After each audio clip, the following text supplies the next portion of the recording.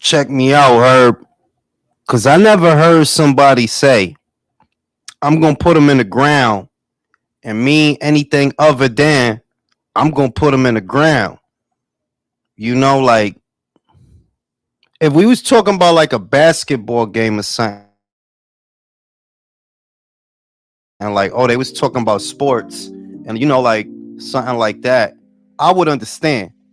If the individual is a party to the conversation, I would understand. But what we talking about right here is a conversation that Floyd was not a party to. And I never heard nobody say, yeah, we gonna put his little ass in the ground and mean anything other than we gonna put his little ass in the ground. Lucius, what it do? Lalo, butcher, we out here. I mean, that's a like that's a story that we already like seen before. You got the squad and you doing good for a while and everything is everything, and yeah. And then things just start to go bad. Rich and Poe. Rich Porter, Alpo. Y'all know. It's Cain and Abel, it's Rich and Poe, it's Floyd now. It's the same story. Been on your planet for many years. I've seen this same story repeat itself so many times. What you gonna say? What you gonna do?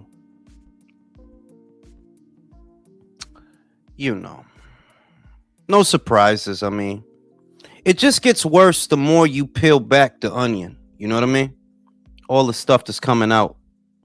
Floyd did the hard work and dedication thing on his spending. Now he broke. Yeah, he's become a liability. Floyd has become a liability. That's what that is. People think that he spent all the dough, which is not hard to believe. It's not hard to believe because he's an idiot. But I said that the truth is in the middle. Yeah, he's bad with money. But people seeing how bad he is with money, right? Seeing that, they see a mark. They see a guy they could take advantage of. It ain't complicated. I don't know why people act like it's an either or situation. Like a lot of things in life is not either or. It's not this and that. It could be this, that, and the other. It's not either or. Sorrow, what it do? Did you find out Timmy is going to be an analyst for the TNT? Yeah, I heard that shit. I'm glad. I like Tim. Shout out to Tim. It's my guy. I like Tim. I don't always agree with him, but, always agree with a lot of people. Hurricane, what it do? What's worse, his money management is on his reading level. Pretty much. I mean, Drew, what it do? Vindication, Jules. Did you imagine it was this bad? This audio is hilarious. Could Floyd really end it or be at the risk of his safety? I thought the same thing. Yeah, because people acting like, I already see people acting like what I said is bugged out. And I'm like, I don't know why you would think it's bugged out that they might want to like do something to that guy when you talking about millions and millions of dollars, bro. It's stick up kids out here right now murking people for a few hundo, if they could even get that. It's people getting murked out here for a few thou. So why would it be out the question? This guy's suing them for 340 million. Don't put nothing past nobody. Floyd gonna start parking people's cars along. So yeah, he gonna be a valet. He gonna have to be. He got caught double dipping. That's why he can't fight. Because he got caught double dipping. He basically sold the rights to two separate entities so he could get money off of them entities. And now he can't move. He can't do nothing now. It is what it is. Is it sad? Not really, because he wasn't a good person. Like you don't really feel bad for him. You know what I mean? Like I don't really feel bad for him. Like you was a materialistic guy. All you cared about was material shit. So there's not a lot noble about you to empathize with. You wasn't a man of the people. You wasn't like Ali or nothing like that. You wasn't like, like a Marvin Hagler kind of guy neither, where you just respect the toughness. Like, nah, you was Fendi and Gucci, bro. You was Fendi and Gucci and all that girl ass shit. Bullets like talking about, like, I could tell you because I lived it, but for the Mayweather era, we didn't spend a lot of time talking about fight purses and hot dog money, popcorn money, merch money. Motherfuckers didn't talk about none of that gay shit before the Mayweather era. Mayweather popularized all that fancy foo. This if boxing feel like softer than it used to be, that's because of him. So if his mythos crashes and burns, yeah, that might be a good thing. That might be what the sport needs, so that the fighters could go back to acting like fighters, because they don't act like that. They want to be rappers and real estate moguls and all this other shit. They want to do anything but fight. So maybe that's what it's going to take for the mythos of Floyd to die. But I mean, I heard that audio, Drew. I ain't even know, bro, because you told me yesterday and I didn't see it yesterday. I ain't see none of that shit till today. I didn't hear it till today. And like I said, I ain't never heard a motherfucker say we gonna put him in the ground and mean anything other than we gonna put him in the ground. That's a strange choice of words to be talking about some shit. I heard that. Because the shit with Supergirl, it's characters, right? That they're good background characters. But the people that read comic books, it's like there's always room for ingenue. There's always room that's, if something hits you, a way to present the character. Yeah, you do the movie if you actually have a story to tell. But that's a very thin line. And with Supergirl, it's like you could see what they doing, that you don't have a story to tell. You just pandering to, it's like the WNBA almost. It's kind of like that. That like, this is a league that operates at a deficit and has operated at a deficit since y'all started it. The fact of the matter is, for all of the feminist sentiments, feminists don't watch this shit. They want this league to exist, but they don't actually want to watch the shit. So who the fuck is supposed to watch it then? And, Supergirl is kind of like that. Shout out to Drew. Jonah and the Small Hats could have leaked. Yeah. You absolutely right, bro. You absolutely right. Because you got to wonder, that's a recorded conversation. It's recorded. So at the time that this discussion is happening, who made the decision to record it? Was it Leonard? Was it Leonard? He the one that decided, yeah, let me record this shit so I can implicate Al Haymon. Let me record this shit. How does 50 get the shit? Who the fuck he got that from?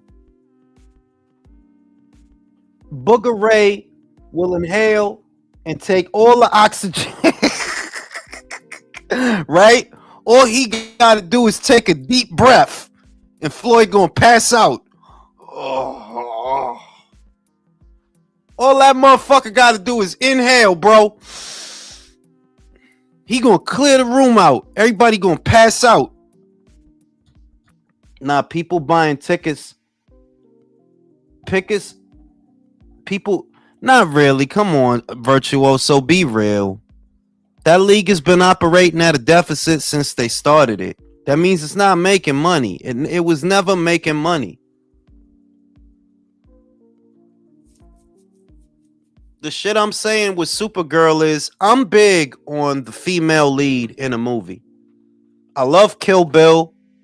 Uma Thurman in that. I love that movie. I love Ripley in the Alien series. But it has to be done right. You got to do it right. You can't do shit for the sake of doing shit. You literally need a story to tell. The recent addition that they made, the Predator, Prey, with the little Native American girl, that was actually really good. And there was a real organic story in there that People kind of already knew going into the movie that Predator doesn't target the females. He doesn't go after them. He usually goes after the guys. So there's a story in there that you could tell. What's good, Jules? What it do, country? But Supergirl, it's like, what? Y'all want her to be alcoholic, dysfunctional blonde with superpowers. I'm tired of that kind of shit. That's kind of why I never watched The Boys or Invincible, because you keep trying to put a cynical spin on superheroes. And it's like, well, look, I know that some people like that, but I didn't read comics for that. I didn't get into the lore and the fantasy of it for that. So it doesn't appeal to me, that kind of shit. And you got an alcoholic Supergirl with a whatever, dog. I didn't read comics for that shit. I'm just saying, like, nah, I didn't. That shit is not cool or edgy to me. That shit is not appealing. You know, it's getting horrible fucking reviews, and it's crazy because it's like they was trying to say that shit gonna outsell Spider-Man. Let me tell you something, homie. Spider-Man is one of them ones in the comic world. Yeah, he's one of them ones. Like, you got to put Spider-Man up there with Batman and Superman and all the quintessential superheroes, because he's one of them ones. There's no universe, there's no reality where Supergirl outsells Spider-Man. Like, yeah, that would never fucking happen. That ain't happening, man. Would never fucking happen. Not in a million fucking years. Look. Supergirl should be making me a super sandwich. That's it. Give me some super head like Cameron Steffens. Shout out to Drew. Floyd owes multiple entities 7 figures or more. What I'm saying, Drew, I'm just saying that in the real world, in real life, it's stick-up kids that'll murk me and you for a few hundred, for a few thousand. And I'm just saying that the way shit is going for him, you talking about millions on millions. No, I don't think it's far-fetched that they might want to put that boy dick in the dirt. I don't sound far-fetched. That sound about right. Like, bro, you trying to sue somebody for 340 M's. Bro, 340 M's, virtuoso. Right. Yo, you know why I believe that audio is real? That's really Al Haymon, because from what we heard, that he suffered a stroke, right? And when people get a stroke, right, they end up developing a deeper voice and more slurred speech. And that's what I think happened. Sometimes. It depends Sometimes because what's this guy? LeVar Ball? His wife suffered a stroke. You know that? Did you guys know that? No. Like, strokes can be fatal. Like, don't get it twisted. A stroke can be fatal, but you can also recover. You can also make a full recovery from a stroke. Now, it's critical. It's not something you want to go through, but I'm just saying that there are people who have suffered strokes and completely survived. His wife is one of them. And even a light case will take you a good year to recover from. Yeah. Like, honestly, like, it's not something you want to, like, you don't. I mean, he got it 2 years ago, apparently, right around the time that Crawford was beating, Spencer's ass. Well, I could see why. I could see why. Country might know a little more about this than me, but I imagine that 3 years ago, because it's really 3, he was very stressed. He was stressed. 3 years ago. Because it was really 3 years ago, and I don't know what the role of stress in regards to stroke. I don't know what it is, I don't know what it is, but I imagine that 3 years ago, with the impending doom at Showtime, that you guys knew what was going to happen. You could sense it. You had already lost the Fox acquisition. You already lost that landmark deal, and you were just down to Showtime, and you knew what the numbers were. You know that you've been lying this whole time. You're behind the curtain. You guys know you're leaking bullshit numbers to the media. You know these pay-per-views are consistently underperforming. You know that the well is running dry. You've been dealing with budget cuts, because they were dealing with the budget cuts as of 2020. People tend to forget that the budget cuts, right? It actually started in 2019. Remember when they got rid of the shoulder programming? Late 2019, the people at Fox already made the decision they're going to sack the shoulder programming for PBC. They already decided they said, yeah, inside PBC, we don't need that. The budget cuts start at the end of 2019 and into 2020. And well, you say, okay, well, that's fine. We still got Showtime. But the situation just became progressively worse. As the situation becomes worse, they start producing more pay-per-views, right? Why? To compensate for the budget cuts. Did I imagine Al Heyman from 2020 till 2023 was under a lot of pressure? He's under a lot of stress. Nothing is going right. Wilder losing, that had to have hurt him. That had to have hurt him. 2020 was a fucking nightmare, bro. Spence Yeah. is in the hospital. Wilder just got annihilated. And these were your flagship guys. You know, you still have Gervonta doing things, but they know Gervonta's numbers. They know this guy. No, Yeah. no. Dude, all I gotta if- say is this, though, man. If you have a stroke and you don't know what it's like or what's going on, that shit is frightening as fuck. Nah, bro. It's. I mean, like it's fatal. Country, like you know. I mean, it is.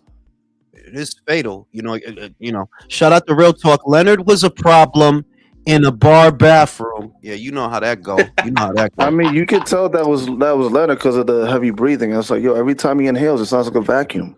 For real, though, I was losing my breath hearing him breathe. Shout out to Mr. T. The Floyd clones better be paying attention. They're not going to out of embarrassment. You know, now I want to hear. You know, I want to hear from. I want to hear from punk ass Andre Berto, because he's always praising Al Heyman and like, bro, what's up? The thing what's is, all this shit? the thing is, te lo voy a decir. The real thing is that people really break down into groups, and it's not based on race or ethnicity, believe it or not. It's actually based on intelligence. It's based on your ability to think 10 steps ahead, 50 steps ahead, 100 steps ahead. That's what actually separates people, because there are stupid people in every demographic. There are stupid Hispanic people like there are stupid white people. There are stupid black people like there are stupid Indian people. There are stupid people in every ethnicity. Right? So what really separates people from each other, it's not their race, it's not their ethnicity, it's their intelligence quotient, for lack of a better word. And when you talk to guys like Andre Berto, or these guys who just, you know, those kinds of guys, what they don't understand is what you're doing is not sustainable. This is not a long-term solution. This isn't even good business, what you're doing. It's not necessary. If you get on there and you put out a good product, you will create value. But you guys treat every situation like it's a bank heist, like somebody has to get fucked.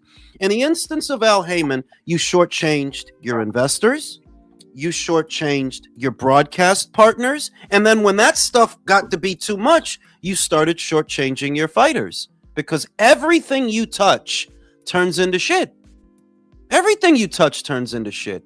Right. Yo, you started off with $500 million. That's not even counting whatever you got at Fox, whatever you got at Showtime. You started off with $500 million. How could you have fucked that up? How? Everything you touch turns into shit. Yeah, I want to hear from Andre Berto. Who gives praises to Al? Oh, Earl. Earl, you always giving high praises to Al. If he robbed Floyd, you don't think he robbed you, bro? Not He the was thing even. is, he was gonna rob him on that Bud fight. He was gonna Maning, if it wasn't for Bud. la vaina es que eso es lo que pasa when you don't believe in right and wrong. You end up like those guys. I mean, like, I don't, you know, Country's a good guy. I could see his aura. He believes in right and wrong. I don't know about Undefeated. He's kind of like me. He's smart enough.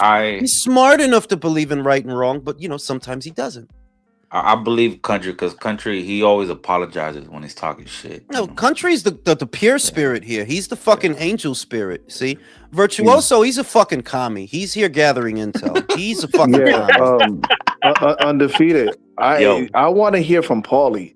You know, I like Floyd. Oh you know, he my plays smart God. investments. You know, he's playing the crowd. You know, That bullshit was a great. Oh my that was a God. great. You that know was- what I you know Ellos what no I lo thought? van a, te lo voy a decir que ellos they're not going to like you guys are expecting, you know, much better from them, because what you want is an acquiescence of guilt.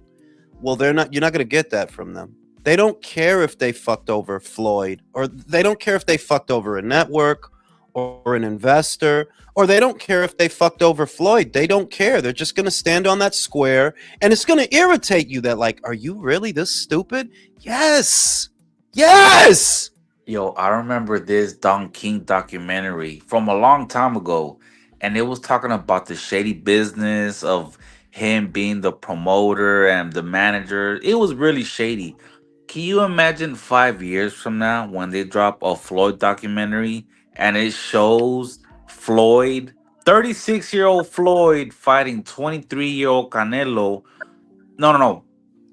Well, Floyd beating Yeah, you got Canelo. the age right. You got the age Yeah, right, because that's how old they were. Floyd. Yeah, Floyd beating Canelo years later. Them using Floyd's money to pay Canelo the 100 million. Like, yo, that shit's gonna be crazy. Son, shout out to Mr. T. Lenny can make half a kilo disappear in one sniff, bro. I'm trying to tell God you, damn. bro. You Hey, can't stand too Juice, close to that guy. You're gonna suffocate. Shout out to Herb. Go ahead, Herb. Juice, you ever heard of a guy named Clarence Avant? That name sounds familiar. Is he a music industry guy? He started. Just look at his documentary. He's Al Heyman's mentor. If you want to know how Al Heyman moves, look at his video.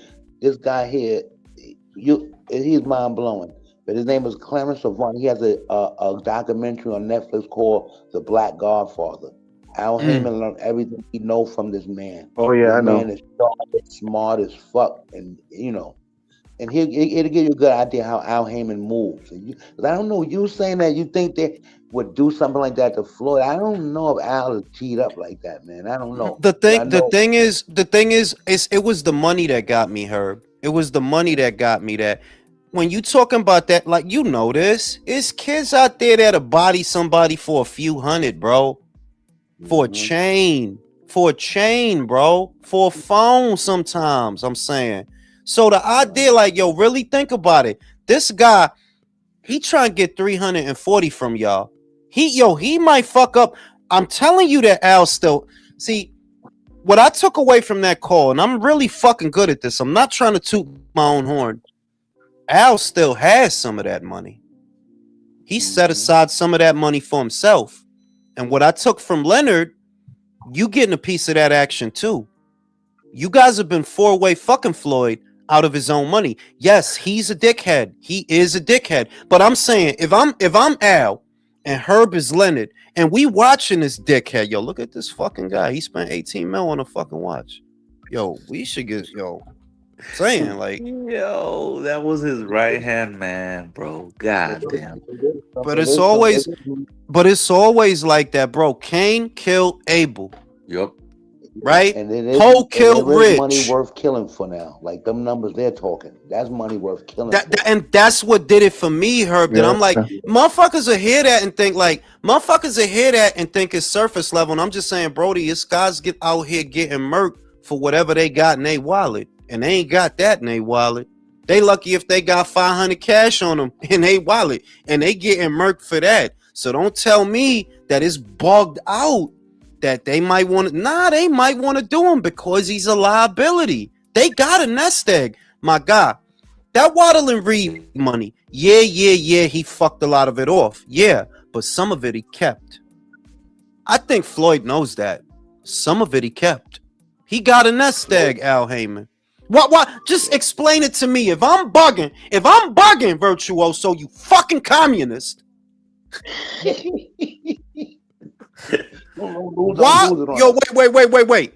Why would he tell Leonard, yo, you covered? You could hear that shit clear as day. Yo, that's you a clue. covered. You covered. Just stay close to me. Don't worry about nothing. This is what he said. Don't worry about nothing. Don't worry about your family. Stay close to me. You covered. Covered from what? From what? You The know, lawsuit? you know, in the Batman in the movie in the opening scene where they're robbing the bank and everybody starts killing each other. That's fucking Al, bro. Al's Joker. He got backstabbing Can I everybody. tell you? That's just criminality in general. Oh yeah. You know that. Oh That's yeah. my God. That's criminality in general. If Undefeated, he has, I don't know, he's got a fucking brick, and I'm his acquaintance, and he tell me, I'm gonna tell my guy that I'm cool with, yo, you know, Undefeated has a brick, right? Yo, Sammy the Bull snitched on Gotti, bro, and that it happens. Jose Canseco, baby. Yeah. Oh yeah. The rule of the universe. It don't, you know, and I hate it, but it just is. Better you than me. Self-preservation. But Jules, did you see it? I'm dying because not in my wildest dreams did I think the chaos would be like this. This is fucking hilarious. All the fucking dominoes they built on this is the PBC. This is our company. Why sound with slave masters like Aram and Hearn and the LDBC for years? We touched on all that though. That the hook is the race shit. That's how Al get guys to listen to him. Is he start talking up the race shit? It's us against them. Da da da da da. It's like it's a common grift. Like it's like Umar does it in a manner of speaking. Tariq Nasheed does it. A lot of guys do it. But in reality, crooks is gonna crook. Like grift is gonna grift and crooks is gonna crook. And that's all it really is. Yo, look, it be your own that do it to you. Like, look, in Mexico, when the mayor gets his head cut off, call me crazy, but I don't think it was an Indian guy that cut off his head. And I don't think it was a Russian guy that cut off his head. And I don't think it was a Dominican guy that cut. I think it was a guy that was the same as him. And that's how it go. That's why I'm telling you, know, Virtuoso is old. Country is old. Undefeated is fake young, but he kind of old. It's for the youth. I'm trying to tell y'all. Don't trust nobody. Nope. There ain't no code. No code. Remember that conversation? There's no code. There is no code. There isn't one. They want you to believe it's a code so they could jerk you. There's no code. There ain't no code. You know what else is funny? Virtuoso's wife got fired for stealing that Nick's trash can. Did you see her? The DEI bitch? Oh, that was fucking wild, Don't bro. put that on me, man. I never told her to do anything. You know that was country speed, bro. That's country speed, bro. That thick old big old joint. Shout out to Mr. Calderon. I don't do Space Mountain, man. You got the wrong guy. What up, guys? In New York right now for the fight. Jules, if I get a crazy clip, I got you. I appreciate you, Mr. Calderon. Appreciate you, bro. We gonna get into more fight talk. We are gonna get into more fight talk before we move on from this Mayweather shit. But I'm just saying, once you start like look, listen, man. Guys get killed for a few $100s. That's not cap. Yeah, guys get killed for a few $100s. Guys used to get killed for sneakers in the late 80s and the early 90s. Used to get killed for a chain, shit like that. Yeah, so people get killed for Crocs. Right? So the idea, like, yo, motherfucker got killed off the Facebook marketplace, bro. Motherfucker got murked off of that. Because the motherfucker took his, he took, what's that shit? The hacky sacky, the shit that, the fucking shit motherfuckers wear on their waist, bro. Yo, motherfucker. I'm trying to tell you. The fanny pack. Yo, so if you start talking about 340 M's, you trying to fuck up my money? You trying to sue me? Yeah, I could see. Because, yo, dog, what does it cost? What does it cost? Al Haymon, remember, Al Haymon is the guy who don't use a computer. They're like, the dude is like, yo. I don't think, listen. You know why you not smart? Because I would be on to you. I'm not bullshitting either. What you mean you don't use a computer? Why not? I'm already not going like that. But like, yo, he's smart to dumb people. He don't use a computer. He don't have a fax. You can't call him directly. You can't find him. And y'all didn't figure, why is he making it so hard for y'all to get to him? So the day that he dipped with y'all money, y'all not gonna know where to go. Like, it's not hard. Like, none of this is really hard. Y'all just dumb. Where he is smart is he surrounds himself with you dumb motherfuckers. That's the one thing he do that out there. Like, yeah, you just keep these dumb motherfuckers in line. They just gonna be eating out your hand. Straight up. How could they not question what how he what he has to hide with all that? Because of the Floyd thing, that They believed that Al Haymon was the architect behind Floyd's success. So in their greed, they want to be Floyd. So they're going to listen to whatever he say. You see what I did for Floyd, right? You see what, like, none of this is hard to put. Like, you see what I did for Floyd. What did he say to Wilder? That's Mayweather play money when he got him to switch from the zone. you made that motherfucker turn down $100 million talking about who? Talking about Floyd. You know, another thing though, Jules. This is I'll give my wait, go ahead, Herb.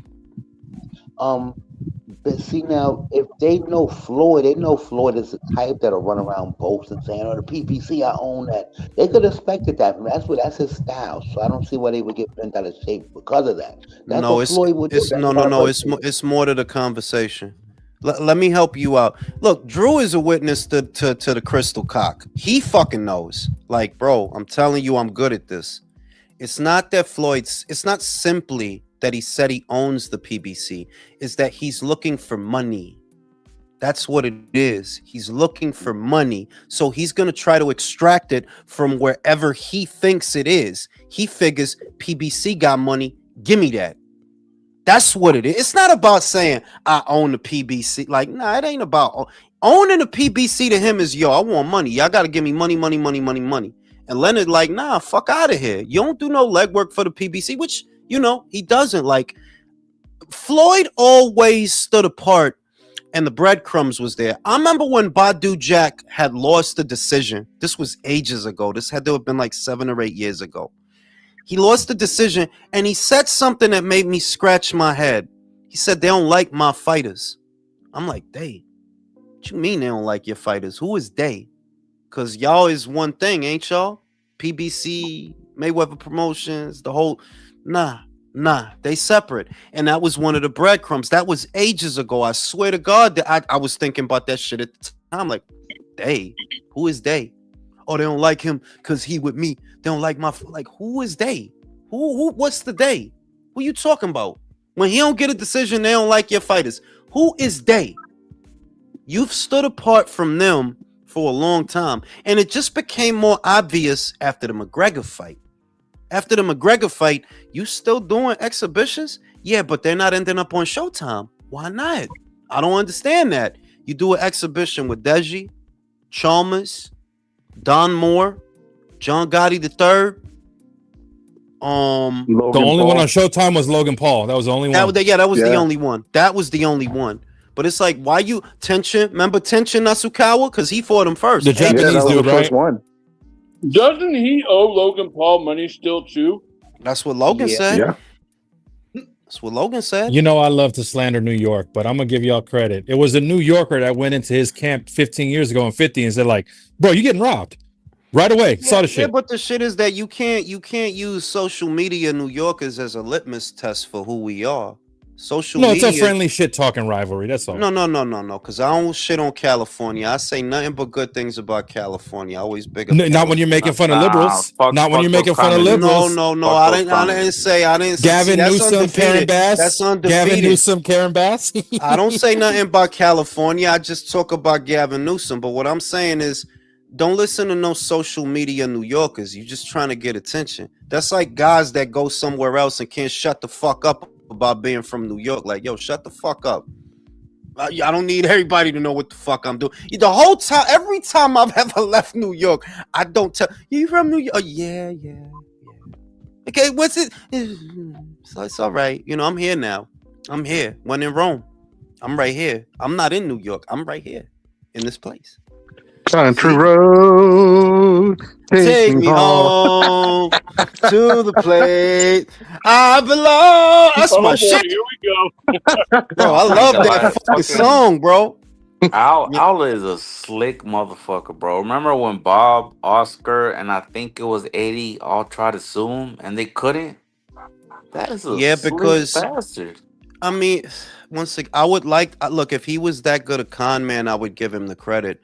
But the reason he was able to get away with it is because of a fundamental flaw in the Ali Act. That is vague language that's in there. Oh, a manager can't. Well, what about an advisor? Advisor? They Wow. never updated that belt. You're forgetting. Ever since 2000, never Yeah, been. like You're They never forgetting defined Oscar. what an advisor is. Oscar and Bob got a payout in arbitration. They didn't get to take it to court. They got paid. Oh shit. Oh shit, Al got him. Fucking Al got him. Al got him. You know, Al it's like got me him. saying You talk too much, bro. it's like me No, saying but- I'm not a but pimp. you- I'm a woman manager. Yeah, Yeah, I'm a like woman yeah. manager. I'm not a pimp.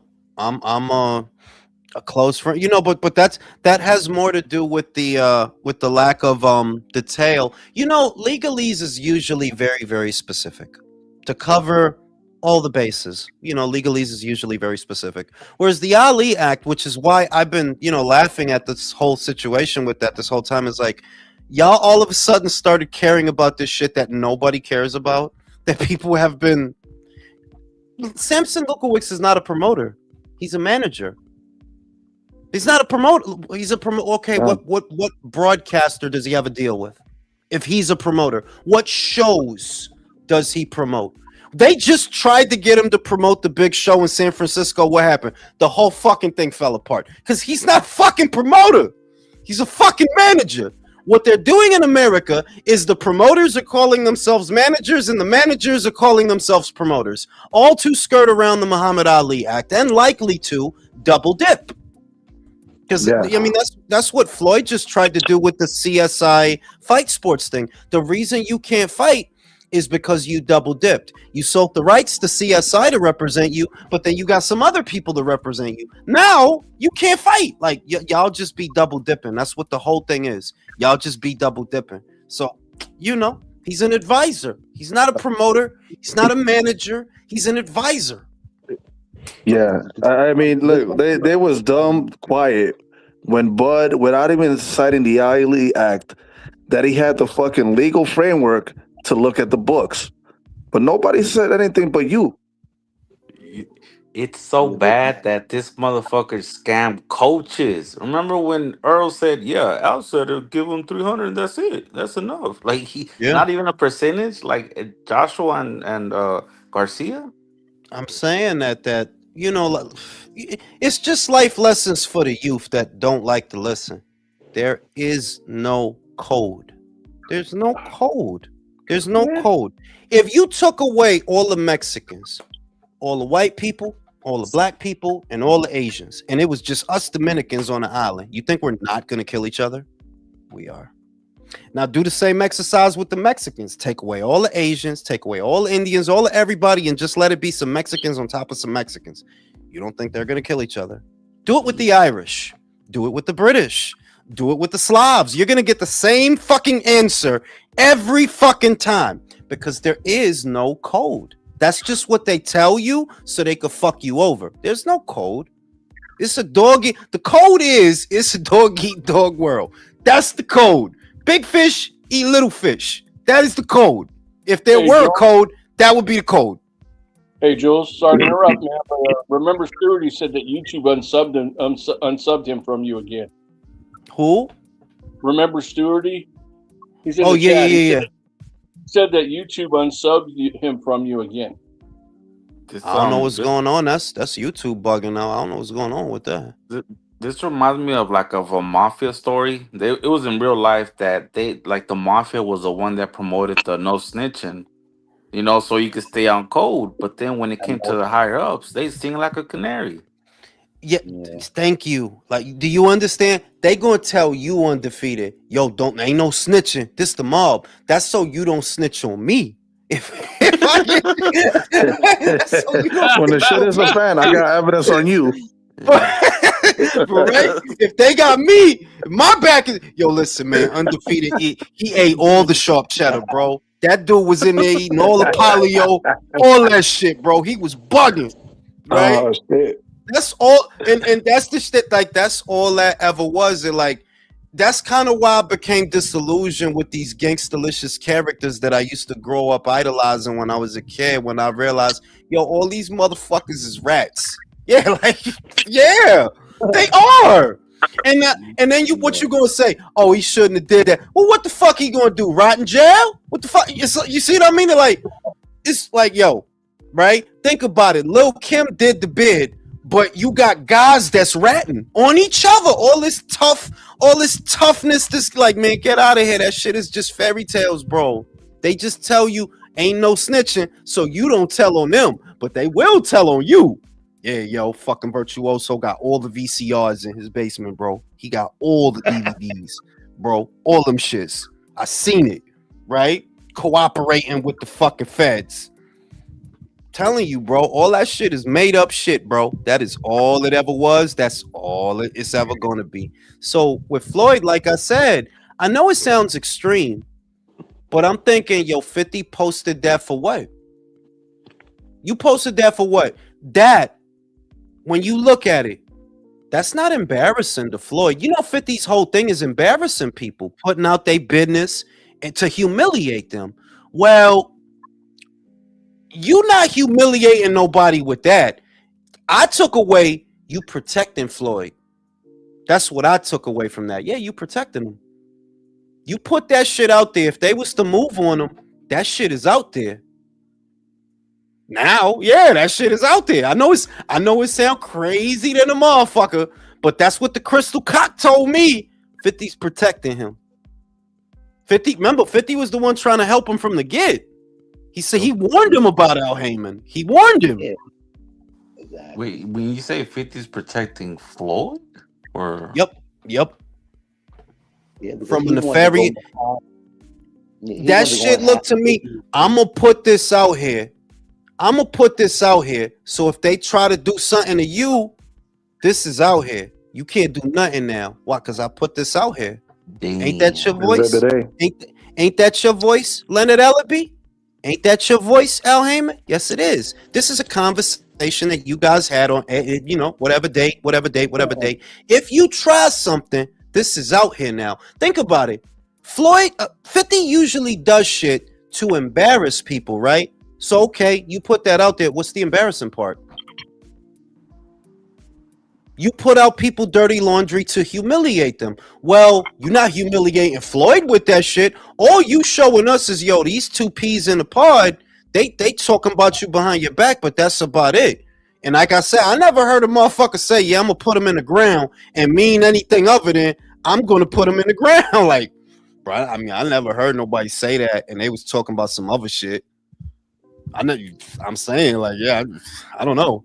If Floyd were there, then it would have a very different context. But nah, y'all's talking crazy like that when that dude wasn't there, right? He said, "Don't worry," and that's why I think it's fake recent because of what Al said. Oh, he got some bills that he don't got the money for. I'm like, okay. Then he told Leonard, you can hear it. I cut it up so you can hear it. Yo, don't worry about your family. Stay close to your family. Stay close to me. You're covered. And I'm just like, covered from what? From what? Retaliation, maybe? I don't know, bro. Like, it shit sound like what it sound like. And motherfuckers think, oh, this dude is bugging. He watched too many Sopranos episodes. Listen, Brody, I don't watch the Sopranos. I don't watch none of that shit. I'm just my common sense. We both covered when the IRS. No, but come on, Drews, it's common sense. Floyd owes the Greeks, the Jews, the Armenians. How many fucking people he owe from selling the rights, getting advances? It's multiple people that got it out for him now. Multiple. Yeah, I'm saying Covered. covered. Yeah. Covered from what? From what? You know what I'm saying? So, I'm gonna smoke a cigarette. Alexis, the floor is yours. Hey, what's up, y'all? What's up, Alexis? What's up, Alexis? So many fucking years, man. So many years of, the little Jew being painted in this nefarious tones. You know Oh, what the I'm slave saying? master, right, Yeah, Alexis? the slave master. He robs fighters. He's this and that and the third. So many, many, many fucking years of the same shit. And Al Haymon, the great protector of everything black. And here we are. Damn. Poetic justice. And here we are. Man. It Yeah. reminds me of when Oscar tweeted at Earl, like, "Hey, Earl, let's work together." This was I think he was trying to make the Bud fight, And Earl said, "Nah, you don't do right by black fighters, brother." Right, Bro, look at your boy. Look at right, your boy. right, The Yeah, fact right. that everybody in the game believed that that motherfucker Al Heyman was going to be some sort of messiah for everybody who looked like him was fucking comical, because everybody should have just taken a look at an old Mr. Don King and seen what happens when you believe that shit from a fucking con artist and a fucking yeah. criminal Exactly. like him. So Dude, I used to the tell Yeah. you same years story ago, was man, in this told. documentary, bro, that he acts like he's your brother, but he's not, man. He's a Nope. fucking thief. Yep. Dude, dude, if you guys, I don't know if you guys know this story. I'm sure either one or two of you must, of the reason why the Foreman Tyson fight didn't get made, right? That Foreman was quoted, I think in the New York Times, wherever, and he said, um, I hate I'm gonna kill I mean, I'm gonna murder the quote, but basically, he said, if because of Don King's involvement, he Right, said, had it been had it been Bob Arum, he would have done it on a handshake and for some no, some kind of some to that effect. But right, Don King, he said he was not going to deal with that because Don King screwed him. I think it was in the Zaire fight. right, I think got in the Muhammad Ali fight. He got like thoroughly screwed, and he was not going to have it. So I think and it's sad on a hmm, broader level. On a broader level, it's just sad that all you have to do to so many of these, and I'm trying to sound racist and nothing like that. To so many black people, man, is just tell them that you know, you're getting screwed and hang with me because I'm black and this and that, and even it's so clear that you're getting screwed. hmm. So clear that you're getting screwed, but you tell them what you want to hear, what they want to hear, and they're finally like the Pied Piper, like you, the Pied Piper, man. Yeah, it's just Not, kind of not, comical that Bob Arum has a reputation that, like everyone says, oh, he's a crook, he's a this, he's that. But yes, in reality, the crook is that motherfucker, and nobody ever acts like he's the dude, rotten motherfucker. It's always got to be Bob Arum. bro. But look where his fighters end up. Look where his fighters end up.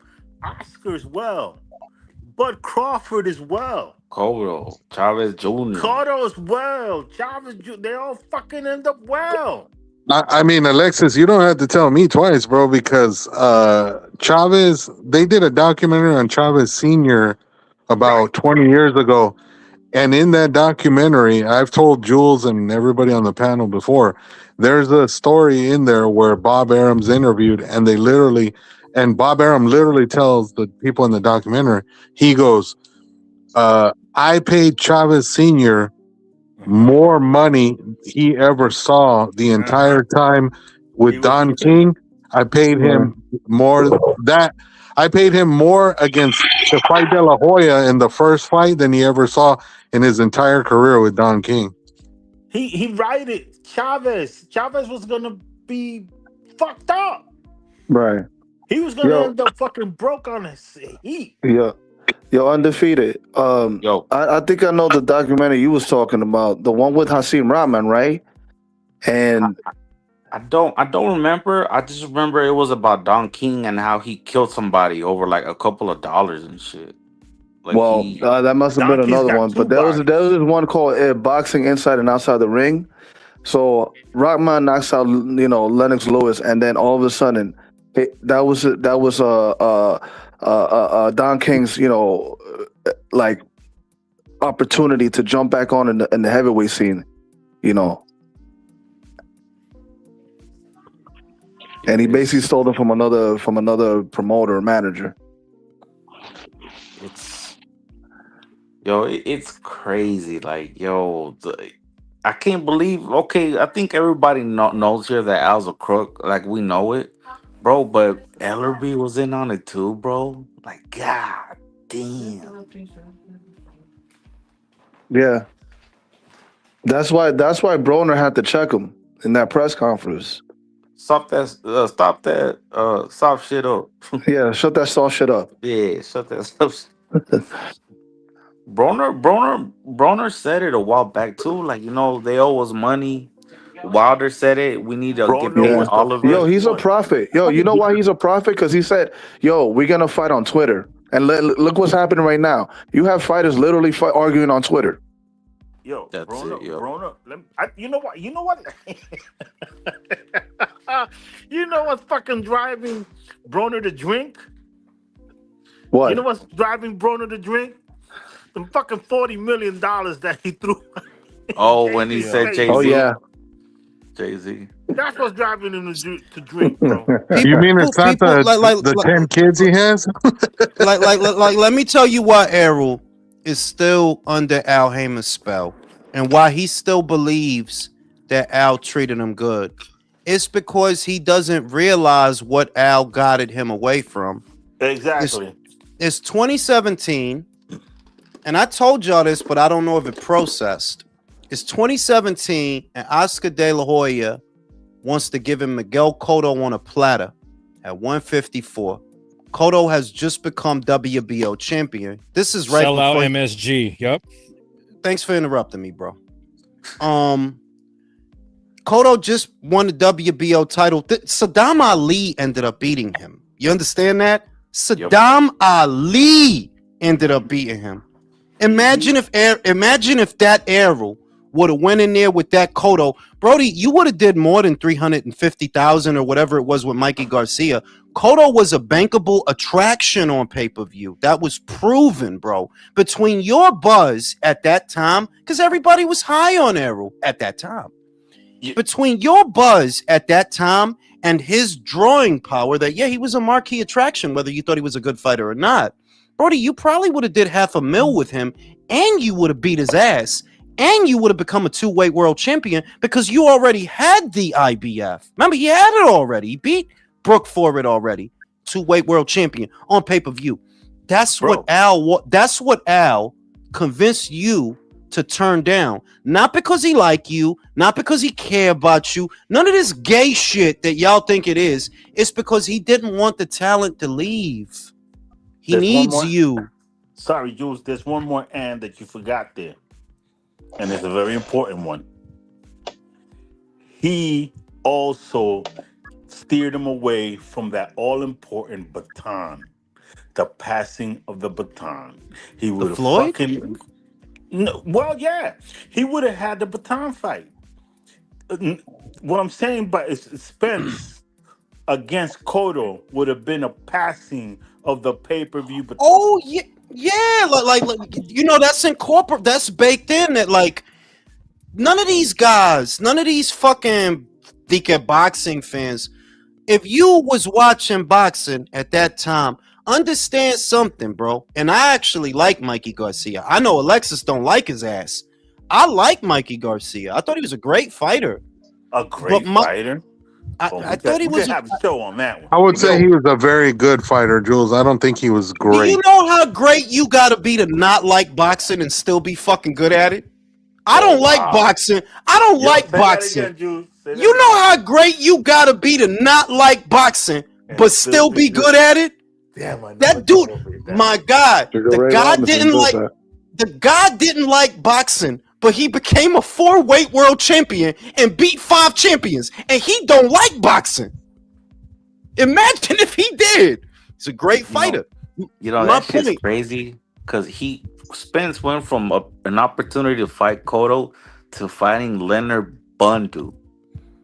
Listen, no. The Cotto shit is after the Brooke fight. The Cotto shit is after the Brooke fight. And they didn't realize it at the time because they're just not smart. They're thinking, oh, Floyd beat Cotto and Canelo beat Cotto. That's how they're thinking. That it's like you don't get it. That between his buzz and his Puerto Ricans that fuck with him, you can sell this fight. And yeah, Spence is gonna win it, but the way that he wins it, he go in there, he beat the fuck out of Cotto. He is a star. Instead, Y'all did with Spence what you ended up doing later with Javante Davis. Javante Davis only ended up on pay-per-view because they were guiding him away from Eddie. Before Javante Davis debuted on pay-per-view, right? What did Eddie Hearn offer him? $8 million for Tevin Farmer. Farmer again. That's yep. why he ended up on pay-per-view. Like, look, we Yo. just guided this dude away from 8 mil. We gotta give him something. It's the same. Te lo estoy diciendo, yo. And they think, ellos miran toda esta vaina, and Errol is under the spell. Andre Berto is still under the spell. Any one of these fighters that come up, yeah, Al looked up. No, Al looked out for himself. Remember, Errol just said it on the Andre Ward podcast. He didn't have a contract with Al. There was really nothing stopping him from accepting an offer from someone else to go somewhere else. And I already knew this because, okay, this is not a Showtime fighter. How do I know? He just went to Fox. Wilder, same shit. This is not a Showtime fighter. How do I know? He went to Fox. The second Tyson Fury fight was between ESPN and Fox. He's convincing these guys, yo, don't go nowhere. I got something for you. And what he got for you, it's not better than what you're turning down. Wilder, you fucking dickhead. You turned down 100 mil. You could have lost, and you still would have been good. You literally, you could have lost that fight with AJ, and you still would have been good just because, yo, the world, you don't understand what you gave up. The world would have stopped and held their breath for that fight. He instead convinced you to fight a fat white guy who was high off coke and his BMI was crazy. He convinced you to do that dumb shit. And you thinking, and you just sitting there being a dickhead. Yeah, Al looked out. Al, yeah. It always goes the same way. Weren't Spence's tax problems due to Al Haymon too? I didn't know about Spence having tax problems. Yeah, I didn't hear about that either. I didn't hear nothing about Spence having tax problems. But that's what it is, Alexis, that these guys like Errol that'll go on a podcast, these guys like Berto that'll go on a podcast singing Al Haymon's praises, they're still under the spell because they don't realize what he guided you away from. You don't get it. That the only reason he did that was because he needed those commodities to stay in-house, in his bubble. You think he was looking, yeah, whatever I wanted, he got. Yeah, because that was the only way he could keep you. He didn't have you on paper as being his fighter. Then you say, well, why didn't he? Because that would be proof he's violating the Ali Act. No paper trail. I'm not your nothing. I'm not your manager.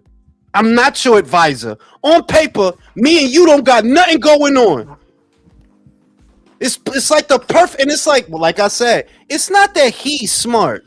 It's that they're dumb. Like, it's not that he's smart. It's really that they're dumb. It's also, though, before I pass it, it's also, though, the managers that were intended to act as the buffer between the fighter and Al, they were working with Al. You were the managers are double dipping with Al on the fighters. The fighters don't know it. Edwin De Los Santos was supposed to get 4. What did Sampson tell him he was going to get? 2. But go ahead. Fucking loyal to the fucking fighters, bro. That's funny that you're saying that on paper they have no official relationship, but yet that motherfucker, quote unquote, had a contract with them saying they were not allowed to badmouth him in public. So how does that work? That was a speculation. And I don't know. I don't know that was real. I don't know what fighters in particular signed that agreement. I don't know what fighters in particular signed that. But what I do know is Errol just went on Ward's podcast and said, we never had nothing but a handshake. Coincidentally, that's what Boots said. Boots' father said that. Yeah, I'm loyal to Showtime. We didn't got a contract with them. You just treat me good, I treat you good. Yeah. It's like, and it makes sense. Like, Yeah, why the fuck am I gonna have it on paper that I'm your anything? Then you could prove if something happened and you don't like it, you got me by the balls. If something happened and you don't like it, well, I'm not your nothing. I'm nothing, bro. I'm in the shadows with the Phantom, bro, with Patrick Swayze. See? It's perfect fucking rules, bro. And none of it is to, oh yeah, he's the fucking patron saint of his boxers. No, he just needed a way to keep them. Normally, the way you keep them is with the contract. Normally, yeah, that's how you keep them. You sign an exclusivity deal like Crawford had between Bob Arum and ESPN. Same with Shakur, same with T.O. Normally, that's how you keep them. But for him to do his bullshit, he can't have nothing on paper. Like, nah, you a manager, advisor, a promoter, and you are literally guiding your fighters on a regular basis away from more money than you're providing them. Adam Kovnowski is the most brazen example. They wanted you to fight AJ in a title fight for about $5 million for 3 alphabet titles. They said, nah, he can't do that. He's busy. He got to fight Chris Arreola on FS1. They say it right away. Said like, nah, he got something he got to do. He got something he got to do. And I paid attention. I was waiting like, what he got to do? What the fuck he got to do that's bigger than an AJ fight? Fast forward, it was Chris Arreola on FS1. Can't make the shit up. Shout out to Real Talk. You and his BMI is crazy. Yo, for real, yo, he's bugging, bro. That dude was a bag of water. So I'm just telling you, yo, all that shit, like, to answer your question, to make a long story short, Alexis, the reason Errol's sitting there saying that dumb shit is because he's still under the spell. He doesn't really know what he was guided away from. The world in 2017 was Errol Spence Jr.'s oyster, to where if you would have played your cards right, it would have never even become about Crawford. Think about it. 2017, Bud is still at 140. 2017. Still at 140. Errol, Keith don't want to fight you, and nobody believes in Danny Garcia. Danny don't believe in fucking Danny Garcia. He just got beat. Beat.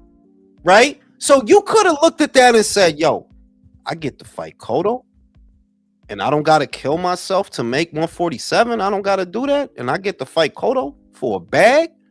Yeah, I might have to do that. And I'm telling you, just like I say about the Wilder and AJ fight, I'm telling you, Errol would have went on to become a bigger pay-per-view attraction by and large than what he turned out to be. And all you would have had to do was fight the same Miguel Cotto that Saddam Ali ended up beating.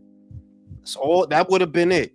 And you'd have been cool in the gang. Now, would he have fought the other junior middleweights? Like, now you start thinking, way ahead.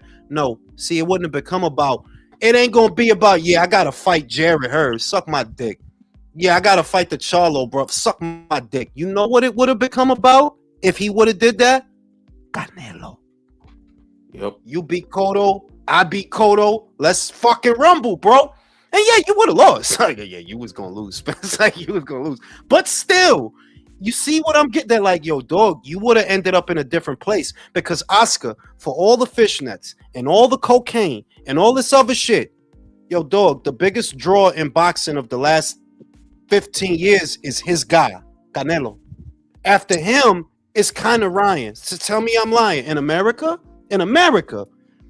Conor Ryan. If Canelo was able to sell AT&T Stadium with a fucking foreigner and Billy Joe, imagine Earl that's from Dallas.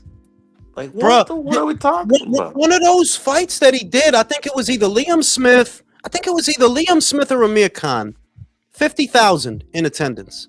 One of them fights he did 50,000. 2016 Liam. So imagine with the buzz that Errol had, you got to go back, like you really go back and remember Errol's buzz. That dude was ticking off on a lot of boxes in 2017. Between him and Canelo, yeah, y'all would have killed that motherfucking shit. But you let Al put his finger in your ass and press his finger in your ass, and you ended up with Mikey Garcia. It is what it is. Yep. Fuck, was Mikey ever a bigger draw than fucking Cotto? When? Where? Not on Earth. But go ahead. You know, you let him convince you of that shit.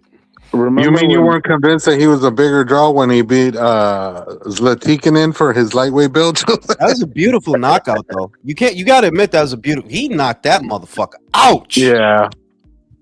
That I liked it, Mikey. You know, like I said, you gotta be a nice motherfucker. I don't even like this shit and I beat motherfuckers up. I don't even like this shit and I beat up Robert Easter. And I don't even like this shit. I knocked out Zlatikinin and I don't even like this shit. Broner. Right? And he doesn't like boxing. Like, yo, you don't like boxing? No, I don't like this shit, but I'm good at it. But I don't like this shit. That dude was nice, Alexis. Like, I know that he was strategic than a motherfucker, Alexis. I know he was, but that motherfucker was nice, man. Like, okay, Loma probably would have beat him. Loma, right? But who else was gonna beat him? Nah, it wasn't nobody at 35 was gonna beat that guy besides Loma. Yeah, it wasn't gonna beat that guy. Wait, hold on. Cause wasn't Ellerby like the CEO of the Mayweather Promotions? Yeah. So I'm guessing Al probably tapped him in the shoulder and he's like, "Hey, you see this dumbass? Do you see what he's doing?" Or also Ellerby tapped Al on the shoulder. Yo, Floyd fucking up. With his Floyd nose. fucking up, right? Not his fingers, with his nose. He stuck his nose in his ass Fucking, and rubbed it.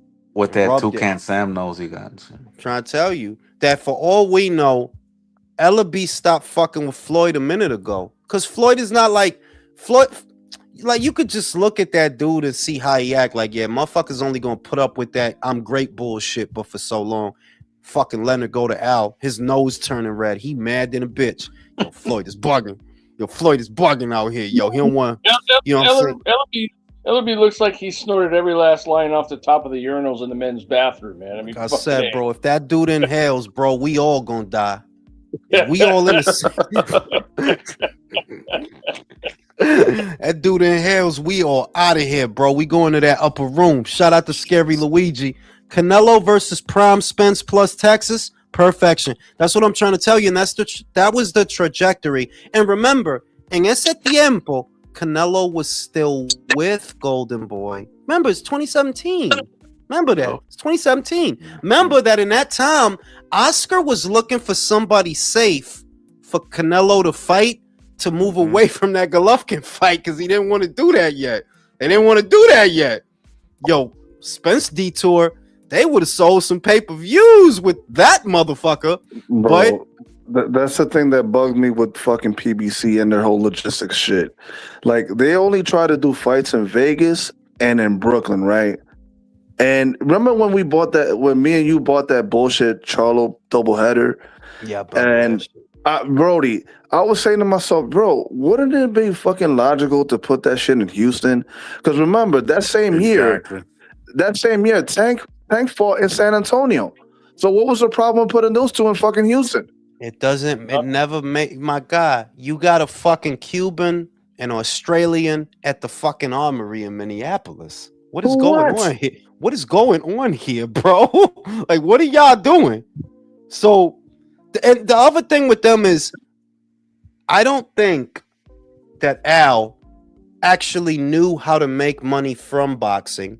He knew how to get the money from the broadcaster. You see? He knew how to convince the broadcaster to give him the money to do the shows, but to actually turn into soluble business, I firmly believe that man don't know nothing about boxing. I firmly believe that. They're like, that's where him and Top Rank is different.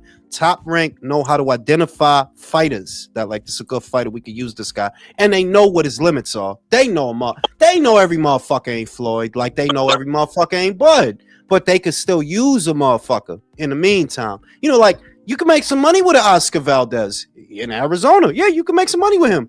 Edgar Berlanga, when he was buzzing, y'all wasn't making a lot of money from him. But yeah, like, he had a little fake buzz. He in New York. He got the stupid fucking haircut. That dude paying $150 for a fucking Caesar. Y'all should have known that dude is retarded. Like, you paid $150 for a Caesar. Yo. This motherfucker doing a parade with no belt. Meanwhile, you got Jose Alvarado from the Knicks. He traveling to Puerto Rico with a fucking NBA chip. My God, like, if it was a fade or something, because a good fade is a good fade. You giving a guy $150 for a Caesar with a cut in it? What the fuck wrong with you, bro? Like, you retarded, right? But that's where Top Rank and PBC, I do believe they are different. And that is where Matchroom is also different, at least in the UK. They know their market. And they know what makes people, come out, spend money. I want to be there. I want to see the fight. They understand that. Whereas with Al, it was always like a grift. Like, it was always a way of siphoning money with no expectation of an ROI. Like, now we just going to get Showtime to give us this money. I'm going to give fucking Stefan Espinoza a little hand job, make him feel like he's part of the team. We're gonna pay these Twitter activists, some money to push these guys as stars, even though they're not. You worked, mentioned. though. I was That about to shit mention worked. Steven, bro. Do you think Steven knew what was going on? Like, do you think him and Al, they worked, they did some handshakes and shit? Yeah, I do think that. But what you got to understand about Steven is a bitch. He's a weasel. And I don't mean that like I'm not trying to say, oh, look at this pussy. I'm saying this not a guy that's gonna do nothing about nothing. The fuck you gonna do? You literally were Al Heyman's boss, and you too big a bitch to realize. Like, that you're his boss, right? You know that he's fucking up. You go to fucking what's this guy McCarthy? You go to McCarthy, yo, fucking Al is bugging. He want us to and you got them by the balls. But you're a weasel. It's not in you to do that. So a lot of shit is happening in front of you, and you're not gonna do nothing about it. Like, you're not gonna do nothing about it. You literally, it's like, when you have that mind, nothing can help you. Like, nah, you ass, my guy. You was literally Al's boss. You were the boss of all of them. You weren't really a president. What you were was a quality control officer on the behalf of Showtime. What you were supposed to ensure is that they are giving you the best product for the money that you are giving them. And instead, you let them run amok. You let them run wild, burning through cash for shit shows and stupid filler fights, when it was your role to put your foot down and say, no, not only are you going to give us this fight, it's not going to be a pay-per-view. And guess what? If you don't do, as we say, take them to another network. Yeah, they're going to have to fight somewhere else. Go to bounce. The only time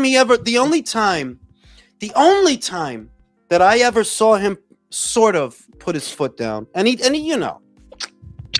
was with the second Ortiz fight. That was the only time Showtime, and he as Showtime Sports president, showed any quality control that, no, we're not going to pay you A, B, C, and D for a fight. The first one wasn't a pay-per-view. Why the fuck would the rematch be a pay-per-view? But he said it the way he said. Well, it didn't make sense for us. And yeah, okay, bro. You could take that fight and stick it in your ass, because that's not a pay-per-view. It's stick it in your ass. We're not doing that, right? A lot of shit. But that's what his role really was. People don't get that he was Al Heyman's boss. He is his liaison between not just Al Haymon and Showtime, but Paramount. Yeah. You're the middle guy, and you're the one who's supposed to say, I want Thurman in this. I want Thurman and Spence. And if they don't fight, get them off this platform, because we're not wasting another dime on them if they're not going to fight. Thing. He didn't have the dickhead attitude of Les Moonves, who was the guy who was running CBS. Yep. And remember when they tried to ask him why the fucking Boots versus Crawford fight didn't went down, and basically he tried to explain the way. You know how terms of service reads? That's basically what Espinosa sounded like. Like, he's telling you the terms of service, the agreement and shit like that. Like, not even getting to the point of it. You can't commit crimes with these people. Guys like Bozy. See, Stefan Espinosa's vagaries would fall on deaf ears if not for Bozy letting everybody know Boots didn't have a contract with y'all. I know he's a Showtime fighter. I know. But Bozy let it be known he don't got a contract with y'all. So when you getting a word turkey sandwich from Stefan, it's because he's trying to find a way to explain Why is they staying loyal to y'all if they ain't got no contract? They ain't got no contract, so why can't they go to Black Prime and get 10 mil? Why not? How are you loyal to a network that's on their way out anyway? Because they didn't know. Yo, my guy, Stupid motherfuckers, bro. my guy, I'm telling you that being fucking stupid, like, and I said it at the beginning, Alexis, you missed it, that what separates people, honest to God, it's not race, it's not ethnicity, and it's not cultural differences. It's that some fucking people are retarded.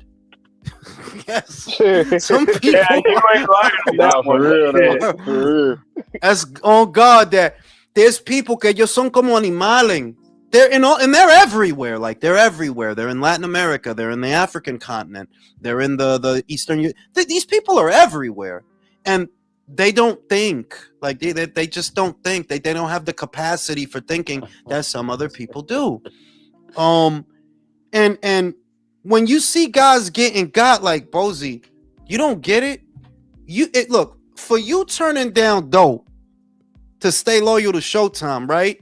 You supposed to get something out of that. I'm gonna go to Showtime. I'm gonna be like, yo, look, y'all want me to turn down 10.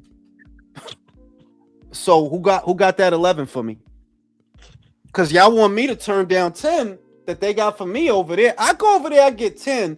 I get that if I lose. I could go over If there I'm not and getting lose again. Spence, Keith, or Danny, I'm out of here. But wait a minute. Just let me just tell you this. As far as that concerned, they gave him an excuse not to take the 10 because they didn't want that fight in the first place. Of course. So anything that they would have told him, well, we can't fight him because of that's what Yeah, that but was about. no, hear me. I'm not telling you they wanted Bud. You're not getting Okay. it? I'm not telling you they wanted Bud. I'm telling you, yo, Bud got 10 for us. That's a bargaining chip. We're not going over there. Fuck Bud. Like, I'm not letting him fuck me up. But I could go to you. Yo, Bud got 10 for me. What do you got for me? Because he got 10 for me. What you got? Can I get Keith Thurman? Can I get Danny Garcia? Look, you don't got to give me 10, but give me one of these guys. Give me 5 and one of these guys. And it's when you're fucking dumb, and I'm telling you, like, yeah, when you're fucking dumb, You know a what? lot of shit is a fucking mystery cloud. They told them they got Listen, it's 250 and a not. chopped cheese. Listen, it's cruel to speak ill of the dead, but I'm hoping that Cameron Duncan's last words was, "Damn, I should have sent this guy to Black Prime." It's because the idea is if these guys got this kind of money for me and we over here staying loyal to you, how are you going to stay loyal to us? No, we don't really want to fight Bud. Of course not. But can I get Danny Garcia for 5 mil? Can I do that? Yep. Can I get Keith Thurman for 4? Because the shit is that dude was on Showtime since 2019. So you got to go to his resume from 2019, count how many fights he had on Showtime, and you telling me you was on the same side with Danny, with Sean. You was on the same side with Danny, Sean, Ugas, Keith. You all the special welterweights, and you didn't fight one. Nope, Not one. He was on a tomato can diet. You know what's funny though, too, fellas? Like, it's just, I'm fucking glad this shit's happening though. Fuck that era. Fuck these guys, and the remnants is gonna die out. Let's move on. Hey, has anybody noticed? Is Alexa still here, Jules? I'm getting sick of fucking Boots and that side. The Philly guys, like, they're acting like Boots with Terrence, like David with Canelo. It's starting to get to that energy. They can't shut up about Terrence. Look, man, Why do you mean starting? I mean, but like David's more obsessed, Alexis. I mean, like, it hasn't reached that level of every fucking interview. No, listen, I'll say, look, I accept that shit talking and being overly confident is part of what they got to do. They got to do that. I'm not even mad at you that you're doing that. I don't really like that you're doing that because I'm like, yo, you talk like you got a resume. Do that mumbling shit that happened yesterday? What was that mumbling he do? Yo, you talk like whatever. Please don't do that. Shit hurt my stomach yesterday. Yo, that dude like I was reading through an article today, and I'm like, este tipo. It's levels. What's your level, bro? What it's levels to the game. What levels? What if this Knock him out. so yo, go ahead. And I'm like, yo, go ahead. All that shit, go ahead. On Saturday, we gonna see what you are and what you not. Go ahead. Yo, Boots is on the practice level of Super Mario 3. Who you yo, taking, dude, Ren? you know what Who was you the got? moment? You know what was the moment in that press conference? Well, there were several, but the moment where Boots, and I hate saying Boots, man. I promised myself not to say. I don't call him Pumps, but Chancleta. Pumps spoke first. He spoke first. This and that, and going through the whole nonsense and that. Then they give it to Xander Sias, and they set up the whole thing with. They set up the whole thing like, how you gonna respond to what Boots just said, and this and that. And what was the fucking first thing out of Xander Sias' mouth? You know, first of all, I like to talk about Venezuela and send dude, it was such a shift. It was like, bro, you ain't shit.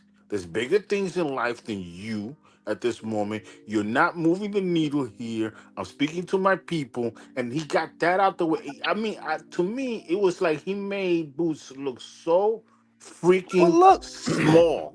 look. And I dig it, and I dig all the shit. But also, I'm like, look, you gotta let them fight. May the best man win, right? That's my attitude towards a lot of shit. Boots, yo, that dude has the personality of a dental visit. Like, he's just not a fun guy. He's just not a fun guy. Like, no, he fight. I watch him, he fight. But just like personality, you know, like, yo, are you nervous, bro? Are you all right? And I keep I keep saying this shit that he talk like he just he taught like he seen a titty for the first time. I keep coming. He definitely do. Yo, the way Bud punked him, don't go fronting for Gilly and them. Like, bro, yo, not even when he ain't saying nothing. When he walked by him, that's when I knew this guy's folded his not like arms that. up. Cause he was like, nah, he started doing them bird calls. He gonna fold his arms up. I'm like, this nigga, bro. Like, I hope he don't see me. Like, what the fuck? Like, and I love Bud because he walked by and I could like, look, man, I'm telling you, like, I'm good at this. He don't got a care in the world. He loose, arm swinging, like he's good. Like, bro, what I gotta worry about? I don't gotta worry. And he looked him right in his face. And Boost, yo, that nigga Bud is different breed, bro. It's crazy, bro. It's crazy. I fucking love Bud. You know what? Boots laugh like maniac, Norbert, bro. Bowfinger. Boots laugh like Bowfinger. Eddie, bro. Boots laugh the way he just giggle like he was on the Helwani show with the fucking giggle and shit. And you know what it's like? It's like the first time you touch a pussy with your hand and you can feel the hair. To me, he sounds like a black Beavis and Butthead. like why? Yo, you 28, homie. Why are you giggling? You 28. I'm knocking him out. You know, I'm not. You know, I'm fit, but okay, bro. Hey, and look, you know, because we could say whatever, we could say all the shit. You got to deliver. That's how I see it. The pressure's not on Xander because they not talking about Xander with the pound for pound and they not comparing Xander to Roy and all this. Yeah, you the one that's parting the fuck out of me. You know, I didn't know beating Stanionis meant that much. It's lost on me. So you gotta get. He's a betting favorite. You know, the money's on him. 5-1, right? 5-1, bro. 5-1. I'm like, I think he gonna pull it off though. We'll see. My thing is, like I said, I got flags, I got earmarks, I got boxes that fighters tick off, and they usually you know, it was that way with Usyk. It wasn't that way with Loma, which is why I always gave him the side eye. It wasn't that way with Gennady, which is why I gave him the side eye. There's boxes you don't take off on. There are boxes you don't take off on. When they had him at number one, I didn't agree with that shit. When they had Gennady at I didn't agree with that shit. You a great, you a good fight. You a really good fighter. I think you're a really good fighter. But like with some guys, you just knew, you know? Yeah, like with Bud, I knew. With Usyk, I knew. With Inoue, I knew, you know? And it's just like that. With Boots, like I said, homie, Just don't know. you got 34 fights. 31 you got 30 no, you got 36 fights. No. You got 35 fights, right? Check it. You got 35 fights. 34 of them shits is at welterweight. 34. Yeah. And in 34 fights, Stanionis. That is it. Yeah, that's it. That's madness. You understand? That's madness. Homie, that's like if Bud left welterweight and all he did was Jeff Horn. Let's say Bud got 40 fights at welterweight and all he did was Jeff Horn, and that's it. Like, yo, this is a madness. It's crazy. The fuck? But you know, he's sugar boots. He held on to that 147. He held on to 147. Like, meanwhile, you see this kid, what's his name, Zayas. As soon as he started at 147. He tried to hold on to that shit. I mean, he clearly couldn't, but he didn't even try. There was not a moment at 147 that he you said, oh, he's killing himself to make the weight. No, he was like, nah, we gotta agree to 154 like right now. Well, let's say that most of guys let the shit happen the way it's supposed to, but it is becoming uniquely American to drain yourself, because when you think about these weight conversations that we always end up having, it's usually about the American fighters. We ain't sitting here talking about Russians, fucking Brits, fucking, like, nah, they don't be. Every time we end up talking about, no, he got to fight him at 157.68 ounces. Like, the fuck? Yo, what the fuck? That's a radio station.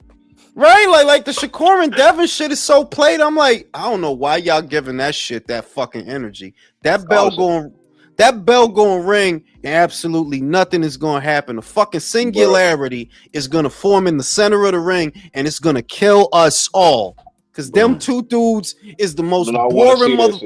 What are we black hole of doing? action, man. Oh, you don't. Fucking singularity, bro. Shout out to Misael. Stefan was probably pocketing some of the money. He absolutely was. But I believe he was pocketing the money to stay quiet. They were giving him an incentive to keep quiet and play ball with them. Like, yo, you go, Stefan. You know you with the team. You know what I'm saying? You got a bitch back. You getting invited to the cookout? Get invited to the cookout, bro. You got to get one rib. Hot dog. Yeah, right?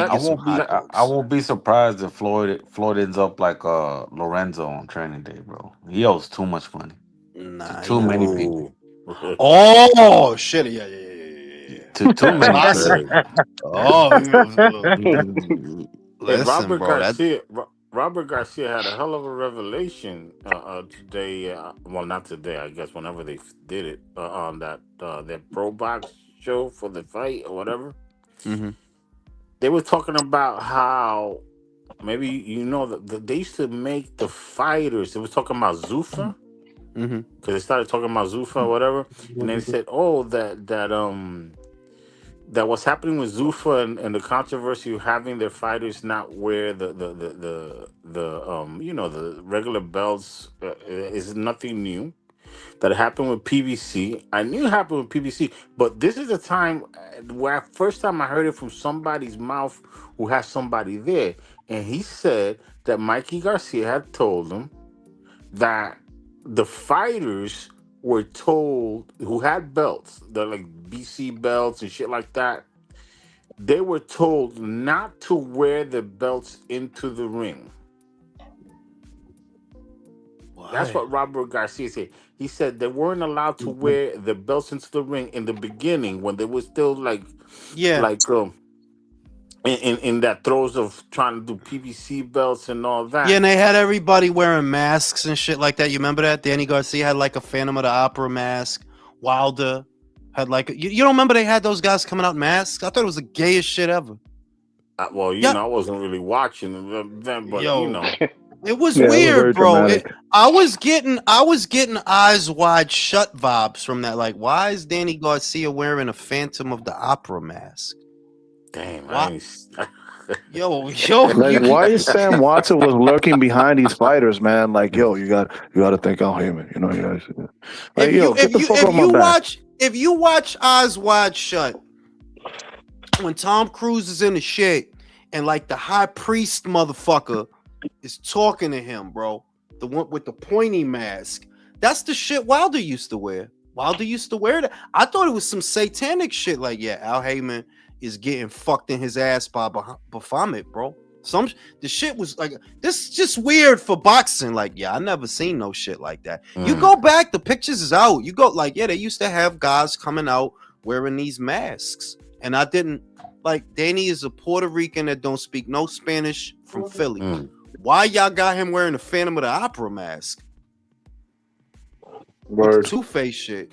That's You could just go weird. back and nothing that didn't make sense. But you know that kind of doesn't good. When you said a little while ago that that you said that Al Heyman was good at getting money from networks. I don't know, man. He was good at getting money from maybe from Showtime, but from my recollection, he was paying networks for his for his. No. Remember. In fairness, the Fox deal was a landmark deal. I mean, that's like getting. If you think about what the Fox deal was, that's like getting Sofia Vergara when she was young, and you nut as soon as you put it in. Like that's what that was like. Like you fucked this up, man. You fucked this up, man. Like with the pay-per-view shit, like that was not what you go to a Fox to do. What you go to a Fox to do is to use their megaphone because they're available millions upon millions of homes. And you tell your guys, listen, you fucking dickhead, you're going to fight on Fox, not on pay-per-view. You're going to bring in about 5, 6, 7 million views with your stupid fucking fight. Don't worry about what you're making for this fight. I'll throw you a little bit something extra. We're not doing pay-per-view. You're going to do this on Fox. And I promise you that if you would have did Spence versus Porter on Fox in 2019, forget pay-per-view, that motherfucker would have brought in 6, 7 million views, maybe more. Facts. And Fox would have said, Fox would have looked at that and said, we got to give these fucking guys more money. This is incredible. On a Saturday night, you would have blown, think about it. I'm telling you, I really should have sold more cocaine. Look, you would have blown Saturday Night Live out of the water because that was all you have to compete with on a Saturday night. Remember, you're talking about Channel 5, Saturday night boxing, 11 o'clock main event. You would have blew SNL out of the water because that's right around the time they started to decline after Will Ferrell, Sherry O'Terry, years ago. all these people.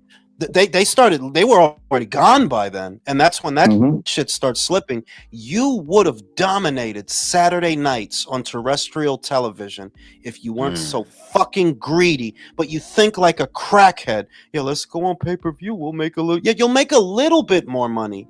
A little bit. What? 325,000 pay-per-views. Ooh, I said it. The video is up. Fox is not impressed with that. Fox is available in millions upon millions upon millions of American homes. They're not going to be impressed that you sold 300,000 like the fuck.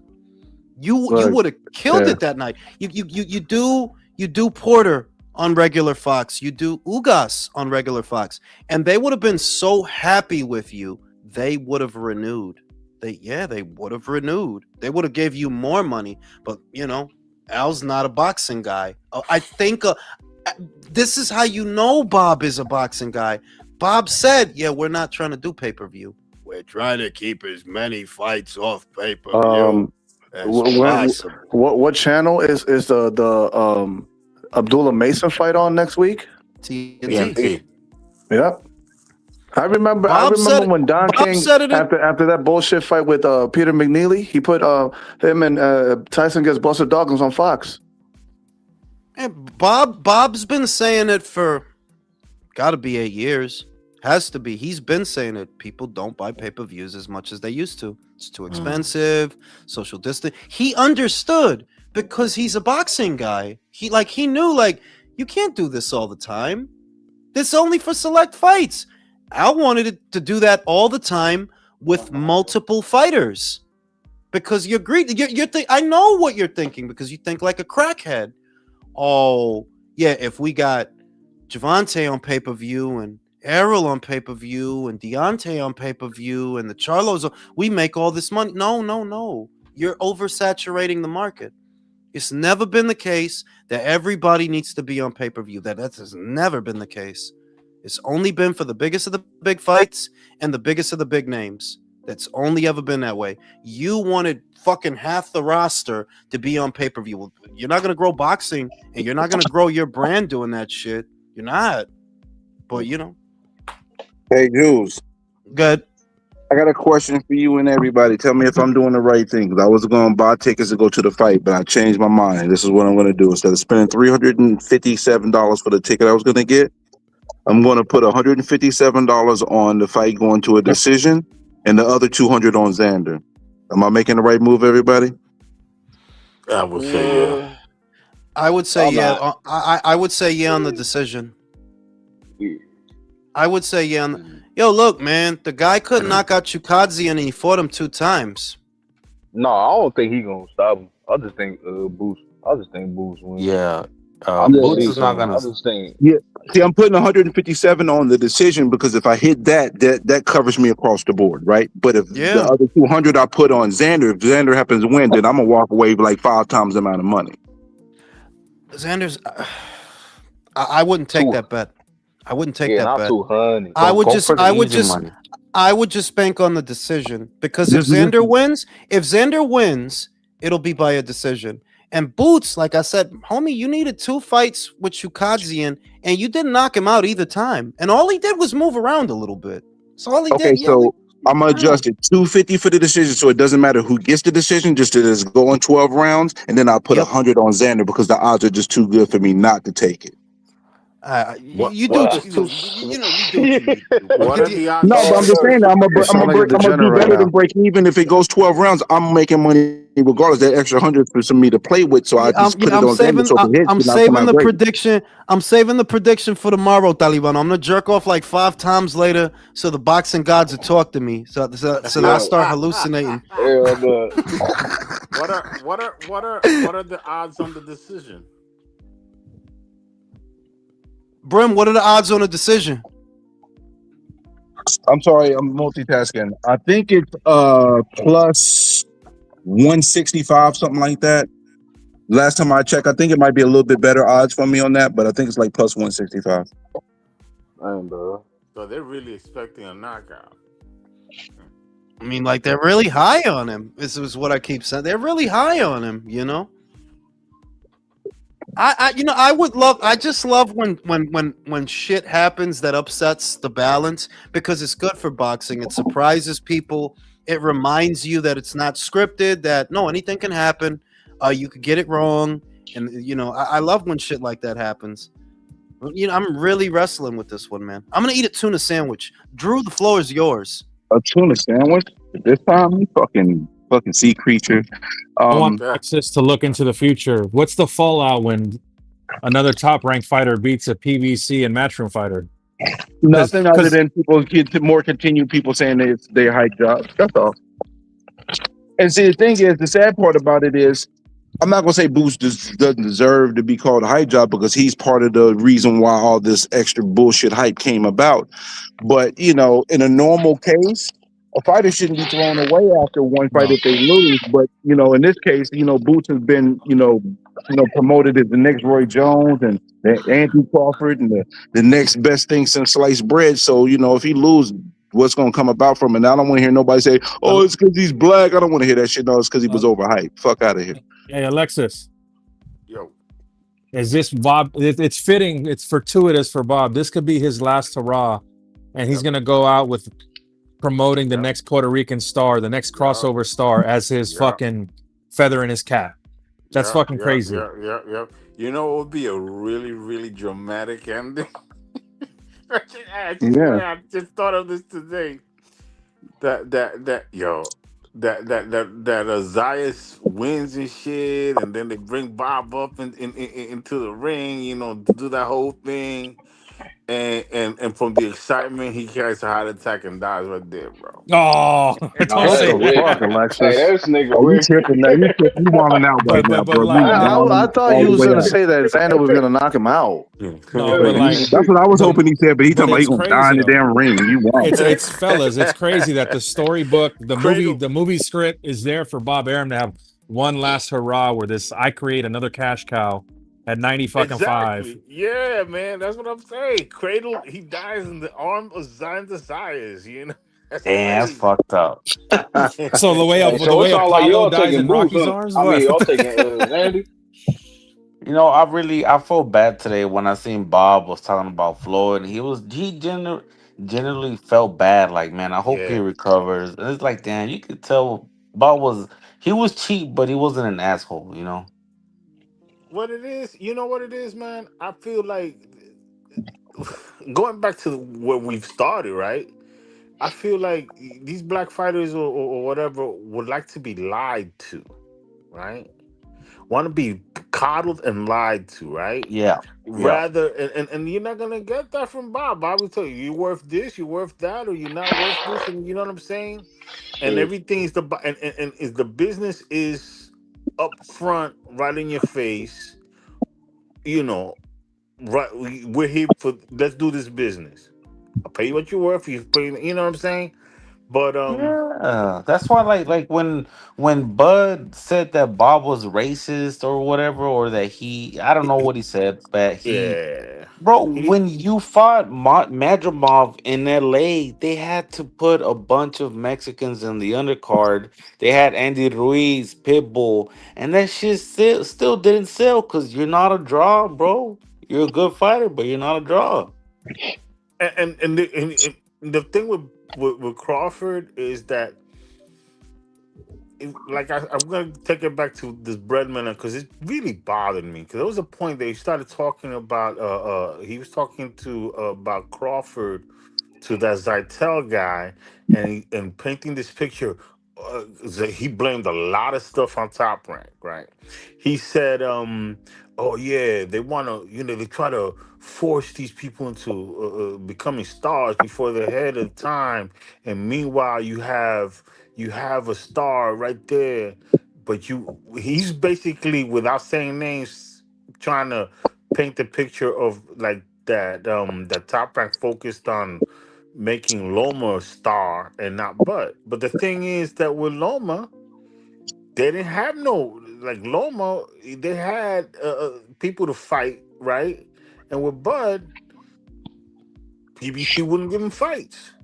No, it But ain't just this, PBC though. Can I intercede real quick? Are you forgetting that Bob Arum protect Manny Pacquiao from the Bud fight? well, no, it wasn't Bob Arum that protected him. Yes, he did. He did at one point in time. He did protect him. He basically said that I don't want to see that fight happen because I basically know that Manny's gonna get his ass whooped. He clearly put that out publicly, said it publicly. Right. He So said that the means Top truth. Rank didn't really have an interest in making Terrence Crawford with a Manny Pacquiao fight, even though that would have took Terrence Crawford's star power to another level. But Am I right or wrong? Freddie Yes, Roach sir. was not accepting that fight even before that statement. Is what I'm Okay, trying but to Freddie tell you. Roach didn't want that fight, but neither did Top Rank, though. And neither did. I mean, Am I there's wrong here? Am I wrong? no. Both things are true. Both things are true. But if Freddie Roach would have dissected the fight would have been made. Is what I'm saying. Maybe, maybe not, because you got to understand, Bob Arum is the one that said, I don't want to see that fight happen. You mean I that's love Manny. my God? I'm so tired of having to say this shit because that quote gets taken out of context so much That was after Manny lost to Jeff Horn. That was after Manny got old. The same Freddie Roach y'all talking about is the same Freddie Roach that said Bob is pressuring us to do that fight. And I'm concerned. Bob didn't kill that fight. Manny wanted too much money. He wanted too much money to do it. I think he But wanted more than 20. I think he wanted more than 20 million. And then when they but tried to do it again, 40 million. when they tried to do it again, yeah, he asked for double that. but Jules, you're talking two different stages. Mm-hmm. The stage you're talking about is the ESPN stage. Mm-hmm. This the ESPN. He's talking about the HBO, the last days of HBO, right? Mm-hmm. When HBO wanted to make that fight originally, Bud was still actually at 135. Okay. And they Okay. wanted him to come up to make that fight. And Bud would wanted to fight. He would have done it. Right? And even then, Freddie Roach did not want that fight. He knew what the fuck Bud was. He knew what Bud was, bro. Yeah, Freddie but the Roach other shit is like, you could love Manny and toda la vaina, y toda la bulla, y todo lo peo. Pero look, you came back for fucking Mario Barrios the whole time. The whole time Boots is there, and it looks like Boots is gonna be the guy. Remember, that didn't last long either. Bud moves up. Errol fucks off. It's about 2 years. Let's call it about 2 years of this shit. Bud moves up, or he does whatever the fuck he's doing. Errol is in he's in Japan playing different kinds of Nintendo. Boots becomes the face of welterweight, and it's looking like he's gonna be the guy. Ese tiempo enterito, you never heard nothing about fucking Manny's coming back, and he wants to be the oldest fucking dickhead in the welterweight division. Nothing. Soon as Boots leaves, oh yeah, now yeah, and who do you come back for? Mario fucking Barrios. The fuck, like, bro, y'all been like that. Like, that's no nada nuevo. Y'all didn't want Bud. When the fuck did y'all want Bud? Come on, when? Right? Like, nothing surprises me, My thing is, I don't put a lot of emphasis on that fight. Why? Jeff Horn beat the odds with Manny Pacquiao. Did he become a star after that? No. Nope. Ugas beat fucking Manny and beat the odds. Did he become a star after that? No. Nope. Bivol already had the Canelo fight. He already did it. He already won. Did he become a star after that? No. Terrence Crawford's career turned out beautiful, all without Manny. Yes, beautiful career. I'm not accepting no bullshit from nobody. They keep saying there's nothing on there. No, you just don't watch boxing. Ray Beltran was number 1. Ricky Burns was number 2. Victor Postal. Those wasn't nobodies when he fought them. Victor Postal was the bogeyman. Danny paid him. Leave me alone. Victor Postal. Ndongo was supposed to be a running joke. All I know is Ndongo won 2 titles on the road. He beat unbeaten Troyanovsky in Russia with a punch that came from the parking lot and laid him out like some slacks. That's what I remember.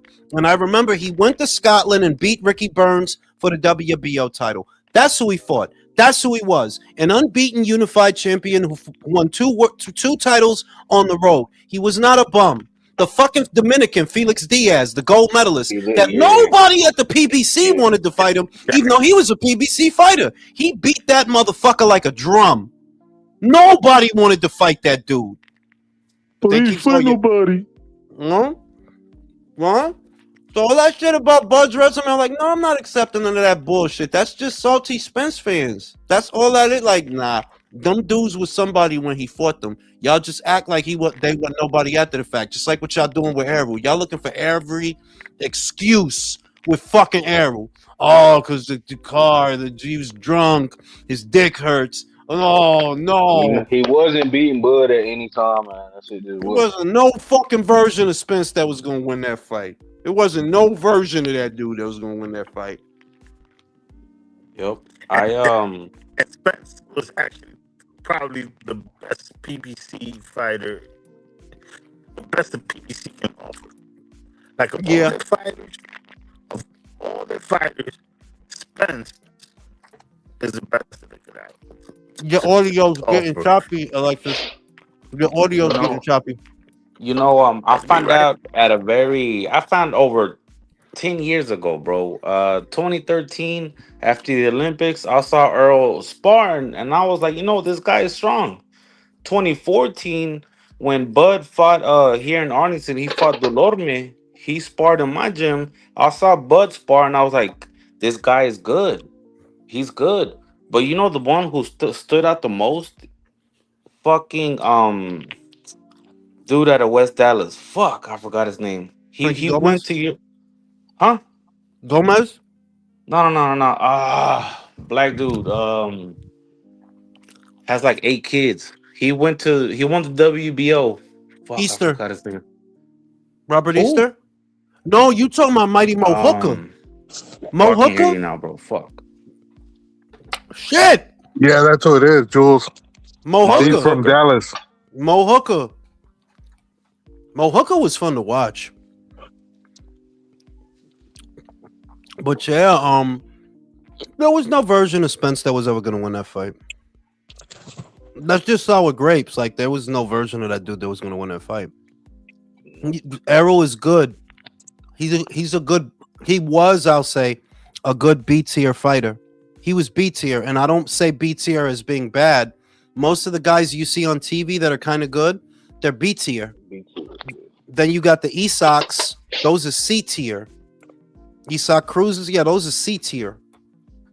Right? The A levels is rare. Like the A levels is not everybody. The A level is the Crawford, is the Usyk, is the Inoue. That's the A level. That's not everybody. That's not most fighters. Mm-hmm. That's not Boots. This ain't no A level fighter, bro. Fuck out of here. Like that dude is a B plus at best. Like that's not an A level fighter. That dude is gonna cap out at middleweight. He talking that super middleweight shit. My fucking dick and balls, bro. Imagine you with Mobili. You ain't gonna know what to do. That dude a fucking you crazy dude. That dude to eat your snacks, bro. Big dude like that fucking you up. You ain't gonna be doing that Matrix shit with him. Kevin Lele Sajo, that's another one. Like, nah, them dudes. You could do that tough guy shit at 147 with them bums. Them fucking bums. Them guys, that Cameroonian, will beat your fucking ass. That's what I'm saying. In my opinion, I don't think he gonna play with Xander like he usually. I don't think he gonna play with him. We'll see. We'll I see. don't believe it. I don't No, have. I He's think a we're fighter. gonna I see the just same don't. habits. He's a fighter that I just don't have a lot of confidence in because the stuff that make me confident didn't happen. With Bud literally fought the number 1 and number 2 and made them look like they was number 20 and number 25. Ray Beltran, he was number 1. Ricky Burns was number 2. It wasn't hard fights for Bud. Victor Postal, he's supposed to be this scary Ukrainian. He scared the shit out of Danny Garcia. He busted Lucas Matisse eyebone. Bud beat him easy. Fucking knockout of Ndongo, beautiful. Beat the fuck out of Felix Diaz, beautiful. He hit Jeff Horn so fucking hard with an uppercut, Jeff Horn came off the canvas 2 feet. Hit that motherfucker super hard with an Art of You Can from Omaha. Nah, he was cooking Jeff Horn. He beat the fucking dog shit out of Jeff Horn. And people think I forgot that there was people in them Facebook groups on YouTube. Yo, man, Jeff Horn. Yo, man. And act like nothing happened. Bro. And then after the fact, you're like, nothing happened. Like, so you didn't say that shit? Listen, You didn't say that shit. Before the Bud fight, he was a school teacher. After the fight, he was a special ed student. Right? It just goes on with Bud. That's why, like, yeah, I got the utmost respect for Bud because he did it his way. He had naysayers from the beginning all the way to the end of it. He had naysayers. He had critics constantly counting them out. They just try to rewrite history and shit. That's all that is. They try to rewrite history. I did it my way. My way. Hey, Ray, what you think about Mason and Bill? Bill? That's a different. I like the fight for us to watch. I like the fight, but for Abdullah, yo, that's literally what happened to Tim Tszyu, ain't it? Yeah, Tim was getting, but they Tim both was from getting. Ohio. They be scoring. So they I say he already hope got he rounds know with him. him. I hope Yeah. I hope he know him, because it's like, yeah, this is a very different fight from Joe Cordina. Joe Cordina is a little dude compared to you. You was going, like, I didn't have a doubt in my mind he was gonna beat Joe Cordina, but Albert Bell, that dude is 6'1" at 135, bro. 6'1". And this is Albert Bell's one shot, bro. He got that Eminem. You can only get one shot. You gotta get. Yeah, I'm I gonna go wonder how Mason too, Toledo but Trice feeling right now. I know he's conflicted right now. That's a tougher fight for Abdullah. that is a tougher for fight. sure. It's a completely different guy, bro. It's a completely You saw that different video guy. of him? He knocked somebody out. Hey You know yo, what I'm hey saying? yo, hey Go yo, ahead. Okay. bro. What I tell you about that Urissa Daniel fucking Jihad Tucker? Did you watch the press conference today? Nah, I was a man. Oh You gotta my! stop interrupting, bro. I was doing. All I said was, "Hey, motherfucker, calm down." What the fuck? I said I was, was "Hey, outside. motherfucker." I was outside doing some shit. I had missed all that shit. Dude, they fucking stole that press conference, bro. Uh-oh. Watch that shit. Them boys is gonna, yo, that was a good freaking moment. And the thing is, I see Eddie Hearn, he's sitting there like, because those are both top ranked fighters. That's what it's gonna be, a crossroads fight. Whichever one of these two guys, because I don't know. Have you ever seen Eddie Daniel fight? No, I only seen I've only seen Tucker. I've only seen him. So Eddie Daniel hits like hard at middleweight. The Dominican guy, he really hits crazy hard. You understand? So this dude, Jihad Tucker, he's got a real chip on his shoulders because I feel he thinks he's not getting enough love.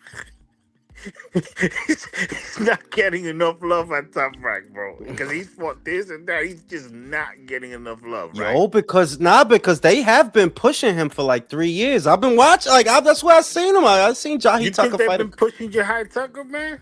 I think, you know what it is? They're pushing him as much as he's pushing himself.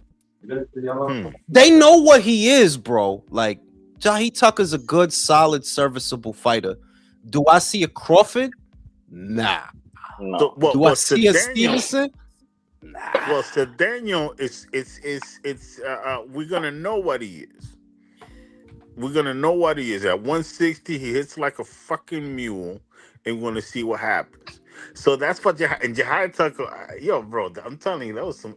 Anybody saw the press conference?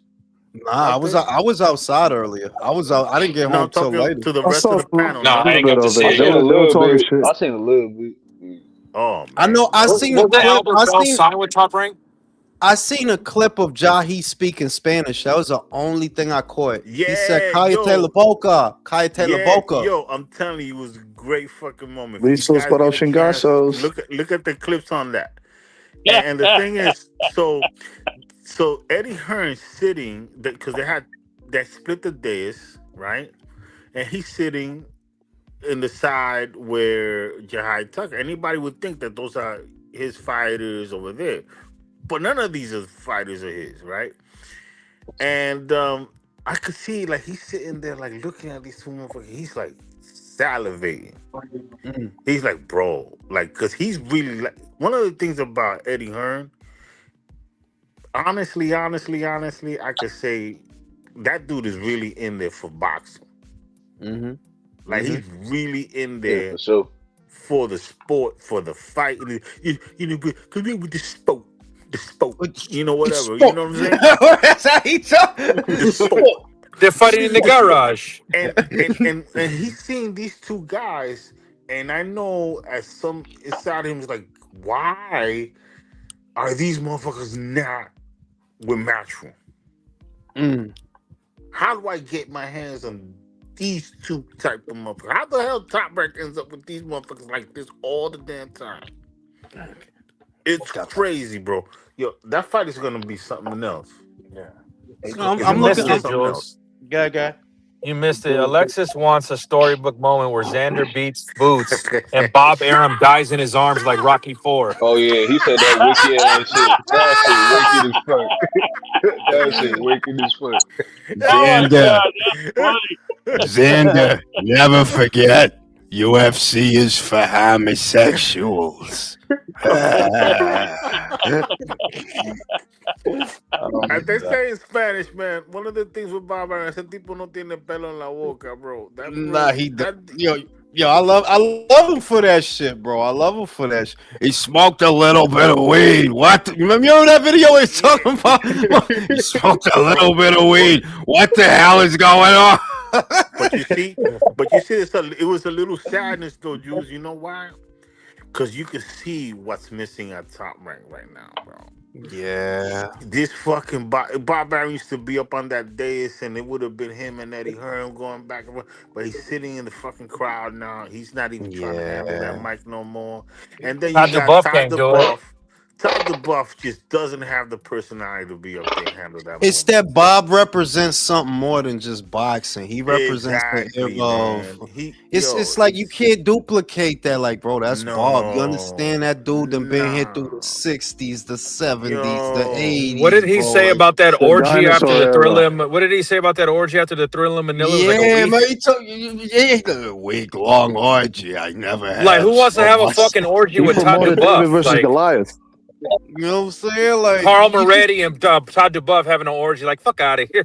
No. you just Bob represents a little bit more than just ability and know how. He represents a different time, and you're not gonna get that from somebody else. Like, I feel that way about Frank Warren also to a lesser extent. Like, yeah, that's Frank represents a little bit more than just Queensbury. This motherfucker got shot. He got punched in his face by Mike Tyson over a watch, bro. Like, this dude is a gangster, bro. Yeah. Mike punched him right in his fucking face, bro. I ain't know Yeah, that. cookie and all that. Bro. That These dude is a dudes got- gangster, and you're not going. You can't duplicate that. Like, nah, you can't. Like. Bob And Aaron himself.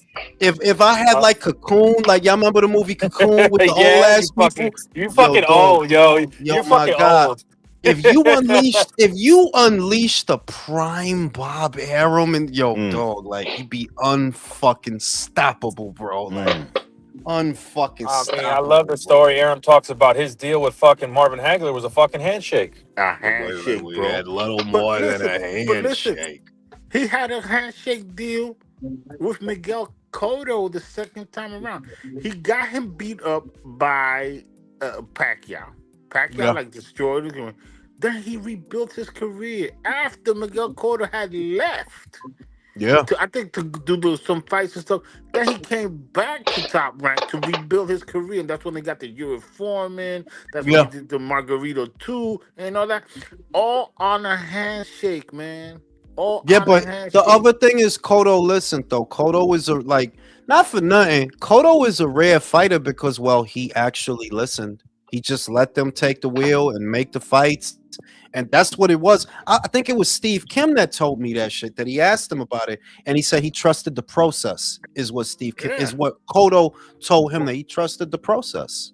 Let Top Rank do their job. Let them do their job. Yeah, no, Cotto was drinking with us at the lobby bar MGM after Canelo Triple G3, and he was throwing him back and just like, did I have a good career? And the motherfucker's like, bro, come on. It was a human moment for him. No, it was. Look, if you're a seasoned boxing fan, then you can see the angling that, well, you fought Daniel Gill, you fought Sergio Martinez was shot to fucking dog shit. He had a fucking compression. He was another one with a compression sleeve on his fucking knee. Right? That dude was finished. But the rebuild. But you just think about the job they did. They're the ones that get you to that 900,000 pay-per-view buys with Canelo, because that was a part of the rebuild. That it was the fights that led up to that. And dog, think about that. You would have to get fucking Donald Trump and Mamdani to wrestle in a bathtub full of mayonnaise to sell 900,000 pay-per-view buys, bro. This had to be the fight of the century now to do numbers like that. So and they fucking did that with Cotto and Canelo, bro. Already lost to Margarito, already lost to Floyd, already lost to Pacquiao, and they were able to get him back to 900,000, bro. I know people get pissed off when and I say the truth from Cotto. Cotto is the Buffalo Bills of boxing, bro. That's what it Yo. is. The Buffalo Bills of boxing. And I wouldn't put him on a Puerto Rican what they call that. I think fan demand. I think that like how they do the Hall of Fame. That Cotto was a big enough draw that you kind of have to Put him if you on on a on a mural. no, what's that called? That Mount Rushmore, No, Puerto Rican boxing. Mount Rushmore of okay. He on there. No, I don't, wait, You ain't got him on there. of Puerto Rican fighters. I wouldn't put him on it. So who And I y'all had the putting on same there? conversation with Michael Montero, and I told What, him like like this. Hector Camacho and then like that? Yeah, you would put Camacho. You would put Wilfredo Benitez. You would put Tito. You would put Yeah, I would put Carlos Amanda. Ortiz. Oh, Amanda Serrano. Oh, okay. Yeah. I honestly, yeah, I would put Amanda. I like before I would put. Like if I have to choose Cotto or Amanda, yeah, I'd put Amanda. Look, all Yeah, right then. So he's not even. You saw what I'm saying? Yeah. but if you And but He if up you there did a though. mural, because remember you also have to factor in time. Who was a driving force for Puerto Rican boxing in the last 20 years? You can't tell that story and not mention Cotto. oh, Toto. of You course gotta put not. Toto. Yeah. You gotta give it the like of Puerto Rican boxing who was repping of the last 20 years, right? Yeah, you gotta bring up Cotto because if we don't, who we gonna bring up? Edgar Berlanga? Danny Garcia? The fuck? No. Were we gonna bring up Felix Verdejo? We should not bring up Felix fucking Verdejo. You see? So you got to bring up Cotto, bro. Can I tell you this short story, man? I was at a social. Maybe I've said this before. I was at a Puerto Rican social club, Amsterdam, 136th Street, between 136th and 135th. The night he fought Margarito the first time, Mm. it was a little Puerto Rican social club, and they this was like Puerto Rican down. I'm in there, and who they have because it was a kind of slash restaurant also. So they had some Mexicans working there, right? So Mm. I'm sitting by the bar, right? And bro, you know, it was me and my nephew. My nephew was in college, right? Young kid. He doesn't really know the old neighborhood like that. So I want to explain this to you. So I'm in there and I start doing, but I know how to do this. I start like really twisting shit, and I kind of just. First of all you have to do is cheer for Margarito. So Yeah, I yeah, did it. So I started cheering for Margarito. But at the beginning, Cotto had a good beginning to the yeah. fight. He started good. So then I started saying, I said, this he's melting away. He's melting. He's not doing anything to Margarito. Start saying this out loud, right? So long story, I'm trying to make it shorter, but I start egging up. As I start revving up, now you see the Mexican, the Mexican surfers start fucking like with their chest out, but they're not saying anything. You know what I'm saying? They ain't telling people like they try to like, cause they know they're in the wrong fucking place for them to No, fucking yeah, fight, yeah. right? So now, but now I'm boisterous, right? Boom, and I'm saying all this shit in English. They don't even know I speak Spanish, right? So there's a guy drinking there who I knew, because I knew I'm from the old limit. I knew that dude had caught bodies. I knew the Uh-huh. dude had caught bodies. He was drinking there, and that nigga was getting livid because he's like sitting right next to me, Yeah. and he's kind of like silent. You could see him getting red. He's looking at me like I'm about to pop this motherfucker. And then there was another young blood. By the end of the fight, I say this when I swear when Cotto was on his knees, that Margarita was, like I said, oh, he's melting away. He's melting. Watch, oh, you're not watching this fight. I'm saying this, and then when Cotto gets to the knee, I say, Oh no, daddy, don't hit me no more. Don't hit me no more. Nah, these dudes are for real, bro. I did it. Right? Yes, I did it. Yeah. Yes, I did. ¿Por qué, bro? So listen, Why? so what this is because that's the Yeah, fuck you I were am. coming But close to some check this danger, out. man. But check this out, Juice. The thing is this. This is the best of the things. Now, my nephew, he doesn't know that he's a college kid. He really didn't not streetwise.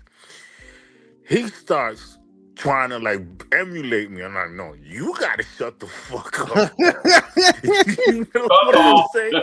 I don't want to, you know what I'm saying? Because he doesn't know. There's a line that you can be in.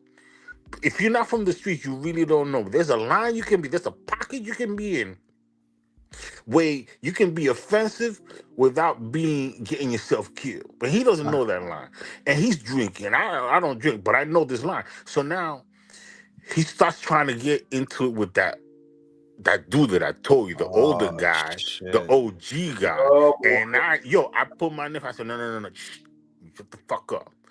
At the end of the night, this is the best part. The young blood that was in there, he's a little young, he was younger, he's about my nephew's age. But he's in there and he says, and we coming out, and I know this is the moment, bro. The fucking Dominican, Puerto Rican, he said, yeah, so what did you win? He said, so yo, you want something from that? You want something from that? And I said, Jules, I told him, yeah. He said, what?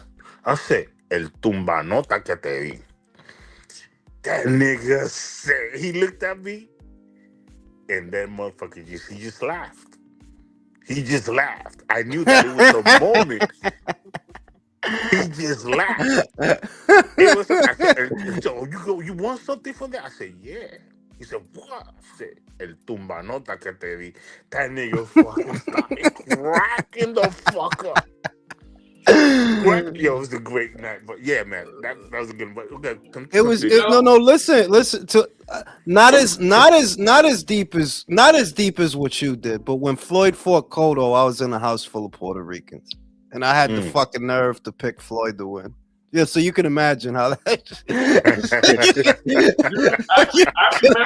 I remember the night of the first Margarito and Cotto fight because I was in downtown LA and I was homeless at the time, and I didn't know a fight was going on. And I walked by in this bar and they had the TV and I could see through the window and they were just showing the replay of Cotto getting fucked up and taking a knee, and I was in awe, like, oh my God, what the fuck happened to Cotto? Like, it just totally blew me away, but I never forgot that, man. It was great. What I've always remembered about that fight is when Margarito starts drawing blood, which is why I believe that there was something in his raps. Because he busted Cotto's face. Yeah, that shit wasn't normal. Yeah, That shit was abnormal. That shit was. He beat like abnormal. The way that he was, it's like, yo, and we didn't know at the time. It doesn't come out till later that and it wasn't that fight. It was the Mosley fight with Nassim Richardson. He finds out about the plaster of Paris or whatever it was, and people say that that doesn't really implicate him for the Cotto fight. But come on, bro, come on, like. And ever since then, Margarito's power became a fucking mirage. Like, yeah, he wasn't able to do that shit after that fucking. Also, Shane did Shane beat the fuck out of him, bro. They made sure Shane was juiced to the gills for that fight. Earlier on, Margarito was like fucking people up, and it makes me wonder if he had plaster in his raps back then. Because look, remember in the beginning, he beat fucking 8 years before he beat fucking Sergio. He beat Sergio. Remember when they were young? He beat Sergio Martinez. But Sergio barely had started fighting professionally, Jules. Like nobody knew who he was, and literally Sergio was fighting cans in Argentina when they brought him here. Listen, bro, the only thing he beat that dude, bro. Like I said, Margarito was fucking people up. But yeah, he was. And the thing was, that Mosley fight though, after that, I remember Mosley beat that motherfucker like a drum. Yeah, Jules. But the thing was about that fight, and I think I've told you what was going on behind the scenes. He had. After he fucking beats Cotto, he literally said he went like on a victory tour, was celebrating the win. He wasn't expecting the fight. And then he said fucking HBO approached him after, I don't know, like 4 months later. And we're like, hey, we got a fight for you. Mosley wants to fight you in LA at the Staples Center. But it's going to have to be, at the end of January because we don't have any other dates available right now for you to fight him. And Margarito says that him and his manager were going back and forth with HBO, going like, yo, we want the fight, but why the fuck are you guys trying to make it at the end of January? They wanted to get him beat, bro. That's what they wanted. That's what happened. And so what happened was Margarito literally said, he said on a podcast, he said, I had to bust my ass from the end of November all the way through December and into January just to get down to weight. Because he said he literally was walking around at 185 after the Cotto fight. So he had to kill himself to get down to 47. And the crazy part, Jules, was he said the day of the weigh-in, he weighed himself at the fucking hotel on their scale that they brought. And it said he was right at 147 on the dot. So he thought like, okay, I'm good, right? He goes to the official weigh-in at Staples. They weigh him in. They said he came in at 145 and a half. So he literally overtrained to get down. So he was just a fucking shell of himself for that fight. And that's why Mosley got him. Tú me dijiste toda esa vaina para hacer excusa para Margarito, coño. Eso excusa. No, it's just, it's what happened. Listen.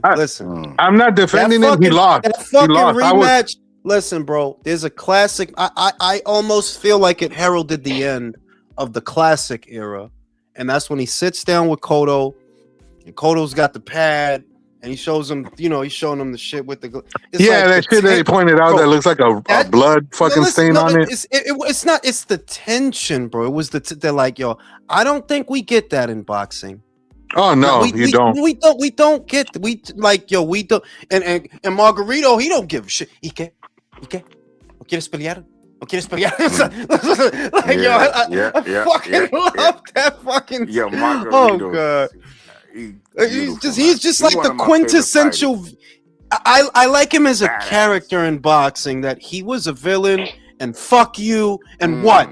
Because that was his whole attitude towards it. And what? What? That face used to make. Yeah, you know what would have been great? You know, it would have been like a great press conference, even though it probably would have been a great fight. Would have been him and Mayorga, man.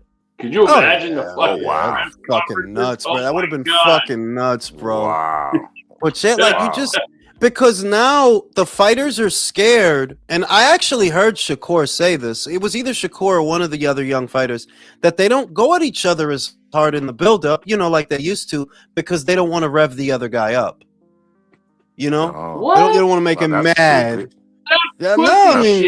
And that's why shit feels so like lukewarm and room temperature. They're like say something say something about his bitch. Something like no, they don't want to say nothing because they don't want to rev the other guy up. I guess Teofimo Lopez was trying to do something like that, but the way he did it was really just stupid, corny. That shit was corny. Yeah. Like you could go at the guy without turning into fucking Karl Marx, bro. You can have a go at the guy, bro. You don't need to turn into the Grand Wizard of the KKK. What was that about? That dude is a nut, bro. That dude is a nut. No, the other guy who tried to do it. The other guy who tried to do it. Ryan Garcia, when he fought, who was it that he turned into? Fucking Devin. Yeah, but he did that good. That was he good. did the shit is that, and I, I don't like any of it, but I'm saying that when Ryan did it, it's like it. I feel like it had the desired effect. That motherfuckers was mad at you and fuck you and go to hell, you piece of shit. Fuck you, right, Ryan? And then he beat Devin. So it was like, and nobody thought he was, bro. I didn't think he was gonna win that fight. No, nobody thought he was gonna win that fight, bro. Anyway, on that note, I got gym in the morning. I'll see y'all tomorrow on the next one. All right. Nice. Peace. Peace.